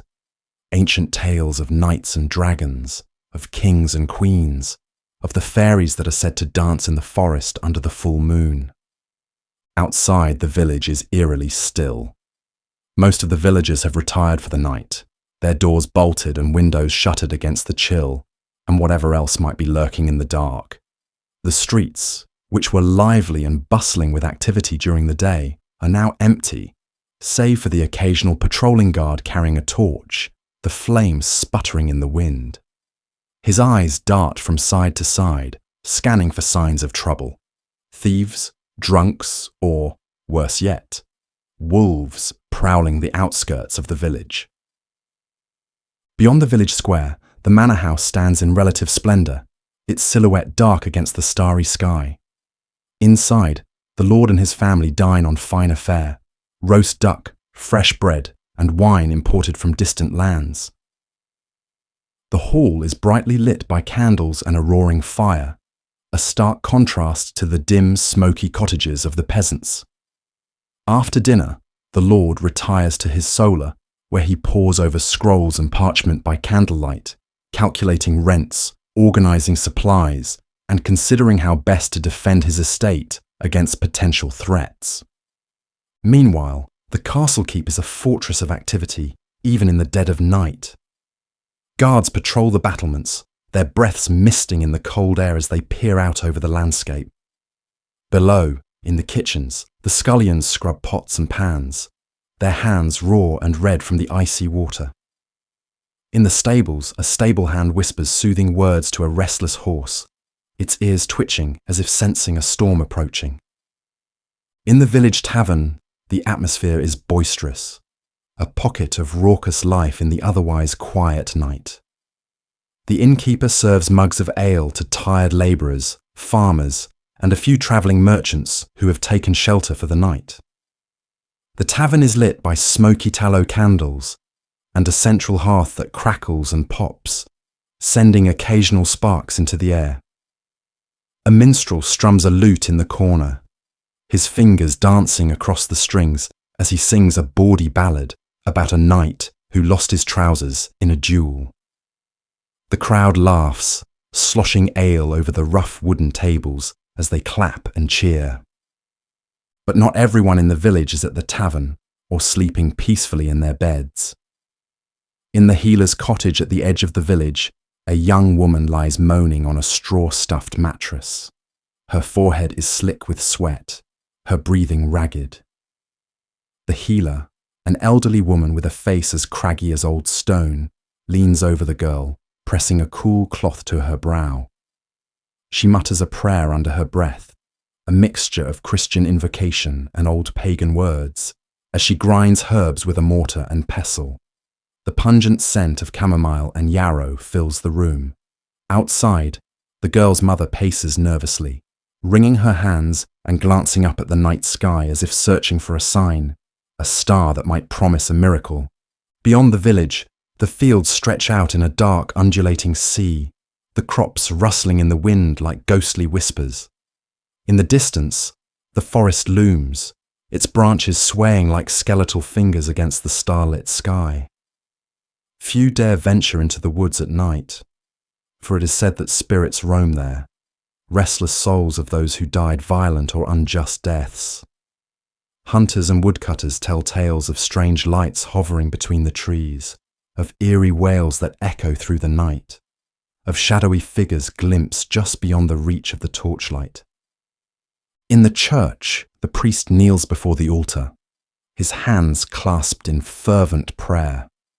The church is cold and dark, illuminated only by a few sputtering candles and the dim moonlight filtering through the stained glass windows. He prays for the souls of the departed, for the sick and suffering, for the protection of the village from marauders, wolves, and malevolent spirits. He prays for forgiveness for sins both known and hidden, his voice echoing through the empty nave. Above the village, the moon hangs heavy and full, casting silver light over the rooftops, the fields, and the winding dirt roads that snake into the distance. Somewhere, a dog howls, its lonely cry rising into the night. In a nearby cottage, a mother pulls her children closer, murmuring a prayer as she listens to the wind howling through the cracks in the walls. In another part of the village, a lone thief creeps through the shadows, his eyes darting from side to side as he slips a rusty knife from his belt. He eyes the baker's shop, its door secured with a wooden bar, the scent of stale bread wafting from within. The thief is desperate, driven by hunger and the cold, and as he inches closer, he prays that no one will hear the creak of the door, that the night will cloak him in its darkness. And so the village sleeps uneasily, fitfully, as though even in their dreams the villagers are aware of the dangers that lurk in the darkness. The night is a time for secrets, for whispers, for things that go unseen and unheard. It is a time when the world seems to hold its breath, as if waiting for something to happen. A scream, a fire, a knock on the door in the dead of night. For the time traveller, the medieval night is a world of contrasts, the warmth of the hearth against the chill of the stone walls, the laughter in the tavern against the cries of the sick, the peace of the sleeping child against the tension of the patrolling guard. It is a time of uncertainty, when the line between the living and the dead feels perilously thin, when every creak and rustle could be the wind, or something far more sinister. And as the hours creep by, and the fire dies down, and the world is swallowed in darkness, the night becomes a living thing, a vast, breathing entity that watches, waits, and whispers. It is a time to lock the doors, stoke the fire, and keep a candle burning. For in the medieval world, the night belongs to the unknown. The first light of dawn begins to creep over the horizon, painting the sky in soft hues of pink and gold. The air is crisp and still, the world suspended in that fleeting moment between darkness and day. In the village, a few roosters begin to crow, their shrill calls echoing through the narrow winding streets. The first to rise are the farmers, groggy but accustomed to the early hours. Inside a small smoky cottage, a farmer stretches and yawns, rubbing the sleep from his eyes. His back aches from another night on the straw-stuffed mattress, but there is no time to dwell on discomfort. The day's work begins with the lighting of the hearth, coaxing the embers back to life with a few dry twigs and a gentle breath. The flames catch, crackling softly, sending wisps of smoke swirling toward the thatched roof. The farmer's wife emerges from the adjoining room, her hair disheveled, eyes still heavy with sleep. She kneels beside the hearth, placing a pot of porridge over the fire. A simple meal made of oats, water, and a pinch of salt. The children stir beneath their rough woolen blankets, their cheeks flushed from the warmth of shared bedding. Outside, the sound of hooves clopping down the dirt road signals the approach of a travelling merchant. The farmer glances toward the window, squinting against the morning light, then turns to his wife. "Bread's almost gone," she murmurs, stirring the pot. The farmer nods, his jaw set. With the harvest still weeks away, they must be careful with what little they have left. He pulls on his threadbare tunic and steps outside, inhaling the sharp, earthy scent of dew-soaked grass. The sky above is clear, promising fair weather, a blessing for those who toil under the sun. Across the village, the blacksmith is already at work, his hammer ringing out a rhythmic clang against the anvil. Sparks fly as he shapes a horseshoe, his muscles rippling beneath his soot-stained shirt. His apprentice pumps the bellows, sending a gust of air through the forge, causing the coals to flare and glow. The blacksmith wipes a trickle of sweat from his brow, the heat from the fire a stark contrast to the cool morning air. Nearby, the baker pulls a fresh batch of bread from his stone oven, the scent of yeast and warm crust wafting through the village. The bread is dense and dark, a mix of barley and rye flour, a far cry from the soft white loaves enjoyed by the nobility. A small line of villagers forms outside the bakery, each clutching a few copper coins or a handful of eggs to barter. The village square begins to come to life as the morning unfolds. Chickens cluck and peck at the ground, goats bleat, and a pair of pigs root around in the dirt, snuffling for scraps. The market stalls are set up one by one, a wooden cart piled with freshly woven baskets, another laden with dried herbs and medicinal salves, another offering clay pots and crude iron tools. A group of children dart through the square, laughing and shouting as they chase each other, their bare feet kicking up clouds of dust. An elderly woman hobbles by, leaning heavily on a gnarled cane, her back bent beneath the weight of a burlap sack filled with foraged herbs and mushrooms. She pauses to scold a young boy who accidentally bumps into her, his face flushing as she shakes her fist and mutters under her breath. Beyond the village, the fields stretch out like a vast green quilt, dotted with patches of golden wheat and ripening barley. Farmers move steadily through the rows, bent at the waist as they pull up weeds and inspect the crops. The sun climbs higher, its rays beating down on their necks and shoulders, the workday only just beginning. A group of women gather near the riverbank, scrubbing laundry against smooth stones. The cold water bites at their hands, turning their skin red and raw, but they continue, chatting and gossiping as they work. A young girl splashes nearby, her laughter carrying across the water, a brief burst of joy in a world defined by labour and routine. Near the outskirts of the village, the priest moves through the cemetery, his eyes downcast as he murmurs prayers for the departed. The wooden crosses stand crooked and weathered, some with fresh flowers placed at their base, others overgrown with weeds. The priest pauses at a newly dug grave, his expression sombre as he traces the sign of the cross. Meanwhile, in the manor house, the Lord sits at a wooden table, breaking his fast with a thick slice of bread, slathered in honey, and a cup of watered-down wine.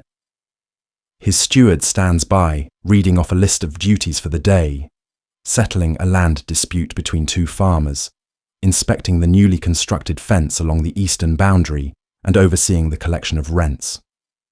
The Lord listens with half-closed eyes, his mind still foggy from last night's revelry. A servant pours more wine into his cup, the liquid sloshing slightly as she bows and steps back. The Lord's children bicker nearby, one trying to snatch a piece of fruit from the other's plate, their squabble quickly escalating until their mother silences them with a sharp look. In the castle keep, the knights gather in the training yard, their chainmail clinking as they go through their morning drills. The clang of swords, meeting shields, echoes through the stone walls as they practice their formations, sweat glistening on their brows. The captain barks orders, his voice stern and commanding, his eyes scanning the ranks for any sign of weakness or laziness. As the morning wears on, the village reaches the peak of its daily bustle. The tavern door swings open, releasing the stale scent of last night's ale and the snores of a man still slumped over a table. The tailor's shop hums with the sound of scissors slicing through cloth. The butcher's knife thunks against the wooden block as he prepares the day's meat, and a pair of boys wrestle in the mud, their shouts drawing the ire of a passing merchant. Above it all, the sun climbs higher, casting a warm, golden glow over the village.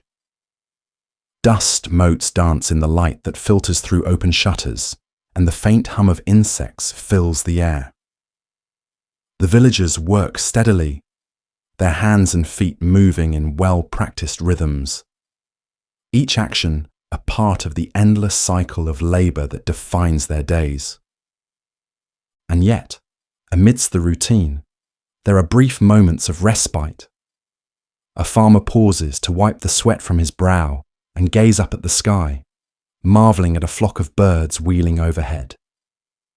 A mother sits on the cottage step, rocking her infant to sleep, her eyes half closed as she hums a lullaby. A group of children sit in a circle beneath a shady tree, weaving daisy chains and telling stories of far-off lands where kings and queens live in golden castles, and magic is as real as the air they breathe. For the time traveller, the morning in a medieval village is both a flurry of activity and a study in contrast. There is the warmth of the sun against the chill of the river, the scent of fresh bread mingling with the stench of animal dung, the cheerful chatter of women by the river punctuated by the grunts of men labouring in the fields. Every action, every sound, every scent is part of the intricate, unbroken tapestry of life, a world that is at once harsh and vibrant, demanding and resilient. As the sun continues its ascent, the village settles into the rhythm of the day, a rhythm dictated not by clocks or schedules, but by the movements of the sun, the turning of the seasons, and the demands of survival. And so, the morning unfolds, a time of work and routine, of labour and life, of breath and sweat and the ceaseless march of time. The long, arduous day finally draws to a close, and the village begins to quiet as the sun dips below the horizon. The fading light casts long shadows over the fields, where farmers trudge wearily toward their cottages, their shoulders stooped beneath the weight of the day's labour. The air is cooler now, tinged with the scent of damp earth and the distant smoke from cooking fires. Inside one cottage, a family gathers around a rough wooden table, the flickering glow of a single tallow candle illuminating their tired faces. The mother ladles out thin pottage, a humble stew made from barley, beans, and whatever scraps of vegetables were left over from the day. The children sit cross-legged on the packed dirt floor, their eyes fixed on the steaming bowls as the father mutters a brief, mumbled prayer of thanks. The meal is simple, monotonous even, but it is enough to stave off hunger. The father eats slowly, his jaw working methodically as he chews each spoonful. His eyes are heavy, the lines on his weathered face deepened by fatigue. His hands, rough and calloused, grip the wooden spoon as though even lifting it takes effort. The mother eats more quickly, glancing occasionally toward the small bed in the corner, where the youngest child, too sick to eat, lies bundled beneath a tattered blanket. Across the village, the blacksmith closes up his shop, swinging the heavy wooden door shut with a grunt. His apprentice lingers by the forge, still pumping the bellows in a rhythmic motion, his face shiny with sweat. The blacksmith wipes his brow with a sooty rag, glancing up at the darkening sky. The stars are beginning to emerge, pinpricks of silver against a velvety expanse. The tavern, however, is just beginning to come alive. Inside, the atmosphere is raucous and thick with the scent of spilled ale and unwashed bodies. The innkeeper moves behind the bar, sloshing mugs of weak beer to the handful of villagers gathered around the long, splintered table. A travelling minstrel plucks at a lute in the corner, his fingers moving deftly over the strings as he sings a bawdy tune about a knight and a milkmaid. The villagers laugh, their voices mingling with the music, their faces flushed from drink and the warmth of the crowded room. A group of men sit at one end of the table, their heads bent close together as they share whispers of rumours and gossip. "Did you hear?" one says, leaning in closer. "The miller's son saw a ghost out by the old churchyard, said it was a woman, white as bone, with eyes like black pits." The other men nod gravely, crossing themselves. Superstition and folklore run deep in the village, and the night is a time when such stories take on an ominous weight. Outside the tavern, the wind rustles through the trees, and somewhere in the distance, a lone wolf howls, a sound that sends shivers down the spines of those who hear it. Back in the cottage, the family finishes their meagre meal, and the mother rises to gather the empty bowls. The father moves to the hearth, stoking the dying embers with a poker and adding a few more pieces of wood. The flames flicker and dance, casting wavering shadows against the walls. The children huddle together on the floor, sharing a single tattered blanket, as the mother begins to recite an old folk tale, one about a brave knight who outwits a wicked sorcerer and rescues a beautiful maiden trapped in a tower of thorns.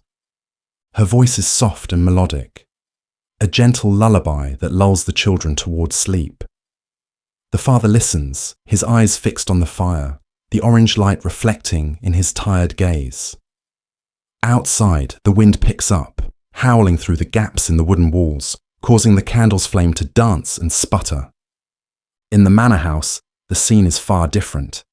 There, in the great hall, a roaring fire blazes in the hearth, the flames casting a warm, golden glow over the long dining table. The lord sits at the head, a goblet of wine in one hand and a leg of roasted meat in the other. Around him, his guests laugh and talk loudly, their voices echoing off the stone walls. Platters of food are passed back and forth, fresh bread, spiced meat, and rich creamy cheeses, a feast fit for a king compared to the villager's pottage. A minstrel strums a lute, singing of great battles and lost loves, while a pair of hounds lie curled up by the hearth, their eyes half closed in contentment. Servants move silently through the hall, refilling goblets and clearing away empty platters, their eyes downcast, their faces expressionless. In the corner, a group of knights play dice, their armour gleaming in the firelight. One curses loudly as he loses a handful of coins, his companions laughing as they rake in their winnings. The lord watches them with a bemused smirk, his fingers drumming idly against the polished wood of the table. Above the hall, in the castle's upper chambers, the lady of the manor sits before a mirror, her maid brushing out her long dark hair. The lady's eyes are distant, her thoughts elsewhere, perhaps on her absent husband, who is away fighting in a distant war. The maid works in silence, her hands moving in a steady, practiced rhythm, her own eyes fixed on the floor. In the village, the blacksmith returns to his cottage, the muscles in his arms aching from the day's labour. He peels off his soot-stained tunic, rinsing his face and hands in a basin of cold water. His wife is already in bed, their infant son curled up beside her, a tiny hand clutching at her nightdress. The blacksmith climbs beneath the blankets, feeling the familiar creak of the straw mattress beneath him. Outside, the night deepens. The moon hangs high, a silver crescent framed by a sea of stars. The village is quiet now, the only sounds the occasional bark of a dog or the hoot of an owl. In the fields, the scarecrows stand like silent sentinels, their ragged clothes fluttering in the breeze. In the manor house, the feast finally winds down, the guests slumping in their chairs, their bellies full and their eyelids heavy. Servants clear away the last of the platters, gathering up the bones and scraps to be fed to the hounds. The lord drains the last of his wine, rising unsteadily to his feet. He gestures for his steward, who hurries forward to support him as he stumbles toward his bedchamber. In the cottages, the villagers finally drift off to sleep, their breaths slow and even, their minds replaying the events of the day. Some dream of bountiful harvests and warm bread, others of knights in shining armour and damsels in towers. The children, huddled together for warmth, dream of the stories their mother told them, of sorcerers and witches, of faraway lands where anything is possible. And in the deepest part of the night, when even the wind has stilled and the fire in the hearth has burned down to glowing embers, the village is at its most vulnerable. The darkness presses in like a living thing, a heavy, oppressive weight that seeps through the cracks in the walls and creeps beneath the doorways. But even in the darkness, there is a sense of peace, the peace that comes with the end of a long, hard day, the peace of bodies too exhausted to worry, of minds too tired to dream. Outside, the stars glitter like tiny diamonds, and the moon casts a silvery light over the sleeping village, a light that touches the rooftops, the fields, and the distant crumbling walls of the churchyard, where the graves lie silent and still. And so, the village sleeps, the people resting in the embrace of the night, knowing that with the first light of dawn, the cycle will begin again. Another day of toil and struggle, of laughter and tears, of stories and songs, of life and survival in the heart of medieval England. The year draws to a close, and with it comes the season of Yule, a time of both celebration and solemn reflection in medieval England. The air is crisp, biting at exposed skin and turning cheeks a rosy red as the villagers go about their daily routines. The fields lie fallow, blanketed by a thin layer of frost that glitters like crushed glass beneath the weak winter sun. Smoke rises from the chimneys of thatched cottages, curling into the sky like ghostly tendrils, carrying with it the scent of wood smoke and boiling stews. Inside the cottages, preparations for the Yuletide feast are well underway. Women knead dough for simple, coarse bread, their hands red and chapped from the cold. The bread will be heavy and dense, lacking the fine white flour reserved for the Lord's table, but it will be warm and filling, a small comfort against the chill. Potatoes, cabbages, and dried beans simmer in cauldrons over open hearths, the earthy scents mingling with that of roasted turnips and a few meagre strips of salted pork. The children, freed from fieldwork by the shortened days, gather in small, shivering clusters, their breath misting in the air as they sing carols passed down from their grandparents. The songs tell of saints and miracles, of ancient heroes and spirits that walk the earth on the longest, darkest nights. Their voices rise and fall in unison, a haunting melody that drifts through the village like a prayer. In the manor house, the preparations are far more extravagant. Servants bustle about, carrying platters of roasted meats, boar, venison, and goose, their rich, succulent aromas wafting through the grand hall. The lord and his family sit at the head of a long wooden table, adorned with garlands of holly and ivy, the glossy green leaves and bright red berries, a symbol of life's endurance through the bleak winter.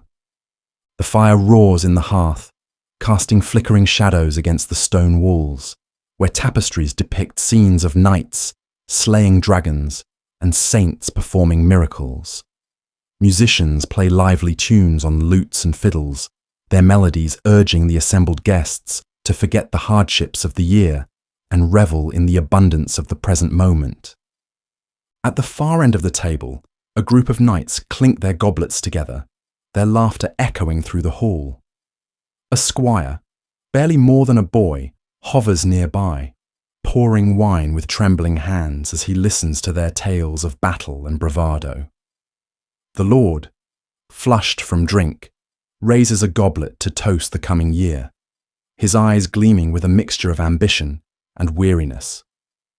In a quieter corner of the manor, the lady of the house sits in her chamber, overseeing the preparation of a Yule log, a thick, sturdy piece of oak decorated with sprigs of holly and mistletoe.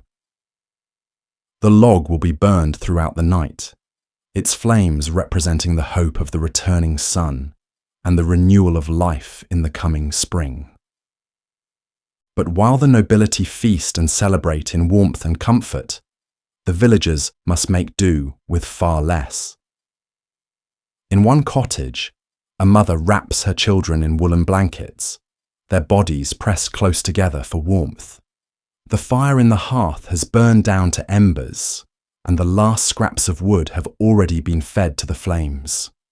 The father, weary from a year of backbreaking labour, sits by the window, staring out at the snow-covered fields, his brow furrowed in thought. The year has been hard, the harvest meagre, the taxes high, and the winter bitterly cold. Yet, despite the hardships, he takes a deep breath, closing his eyes and whispering a prayer for the coming year. At the village church, the priest prepares for the Yule Mass, lighting candles that cast a soft golden glow over the cold stone walls. The congregation files in, their faces solemn as they take their places on the hard wooden benches. The priest raises his hands, his voice echoing through the nave as he recites prayers for protection, for blessings, for the strength to endure the long, dark winter ahead. Outside, the wind howls like a hungry wolf, rattling the shutters and sending a chill through the air. The moon hangs low in the night sky, a pale, watchful eye, while the stars twinkle like tiny pinpricks of light against the darkness. In the graveyard behind the church, snow gathers in soft mounds over the gravestones, some so old that the names carved into them have long since eroded away. The dead lie silently beneath the frozen earth, their presence a stark reminder of how fragile life is in a world ruled by hunger, disease, and the relentless passage of time. But in the manor house, the revelry continues. The Lord orders another round of drinks, and the minstrel strikes up a new song, one of love and loss, of heroes who have perished and maidens left behind. Servants pass around platters of sweet cakes, spiced with cinnamon and nutmeg, a rare and precious treat reserved only for the wealthiest. At the edge of the village, a group of children huddle together, their faces upturned as they watch the smoke rise from the manor's chimney. Their stomachs ache with hunger, and their breath comes in quick, misty puffs as they sing another carol, their thin voices barely audible over the wind. For them, the feast is a distant dream, a world away from the stark reality of cold nights and empty bellies. But still, they sing, their voices mingling with the howl of the wind, a small, defiant act of hope against the vast, unyielding darkness. The Yule feast continues late into the night, the flames in the hearth slowly dying down to glowing embers. One by one, the guests retire to their chambers, their steps heavy and unsteady from too much wine and food. The servants clear away the remnants of the feast, piling bones and scraps into a wooden trough to be given to the dogs in the morning. The lord and lady retire to their chamber, where a thick woolen blanket and a roaring fire await them. Outside, the wind continues to howl and the snow falls heavier, blanketing the village in a thick, muffling layer of white. In the cottages, the villagers finally settle down to sleep, their bodies huddled together beneath thin, scratchy blankets. The air is bitterly cold, and the fire in the hearth has long since gone out, leaving only a few faintly glowing embers. But despite the cold and the hunger, a sense of quiet peace settles over the village. The people, exhausted from a year of toil and hardship, drift off to sleep with the hope that the coming year will be better, that the spring will bring a bountiful harvest, that the Lord's taxes will be less harsh, that their loved ones will stay safe and warm through the remainder of the winter. And as the first light of dawn breaks over the horizon, casting a soft pink glow over the snow-covered fields, the village slowly stirs awake. The Yule feast is over, and a new day has begun, a day much like any other, filled with work, with prayer, with hope and hardship, with life and survival in the frozen heart of medieval England.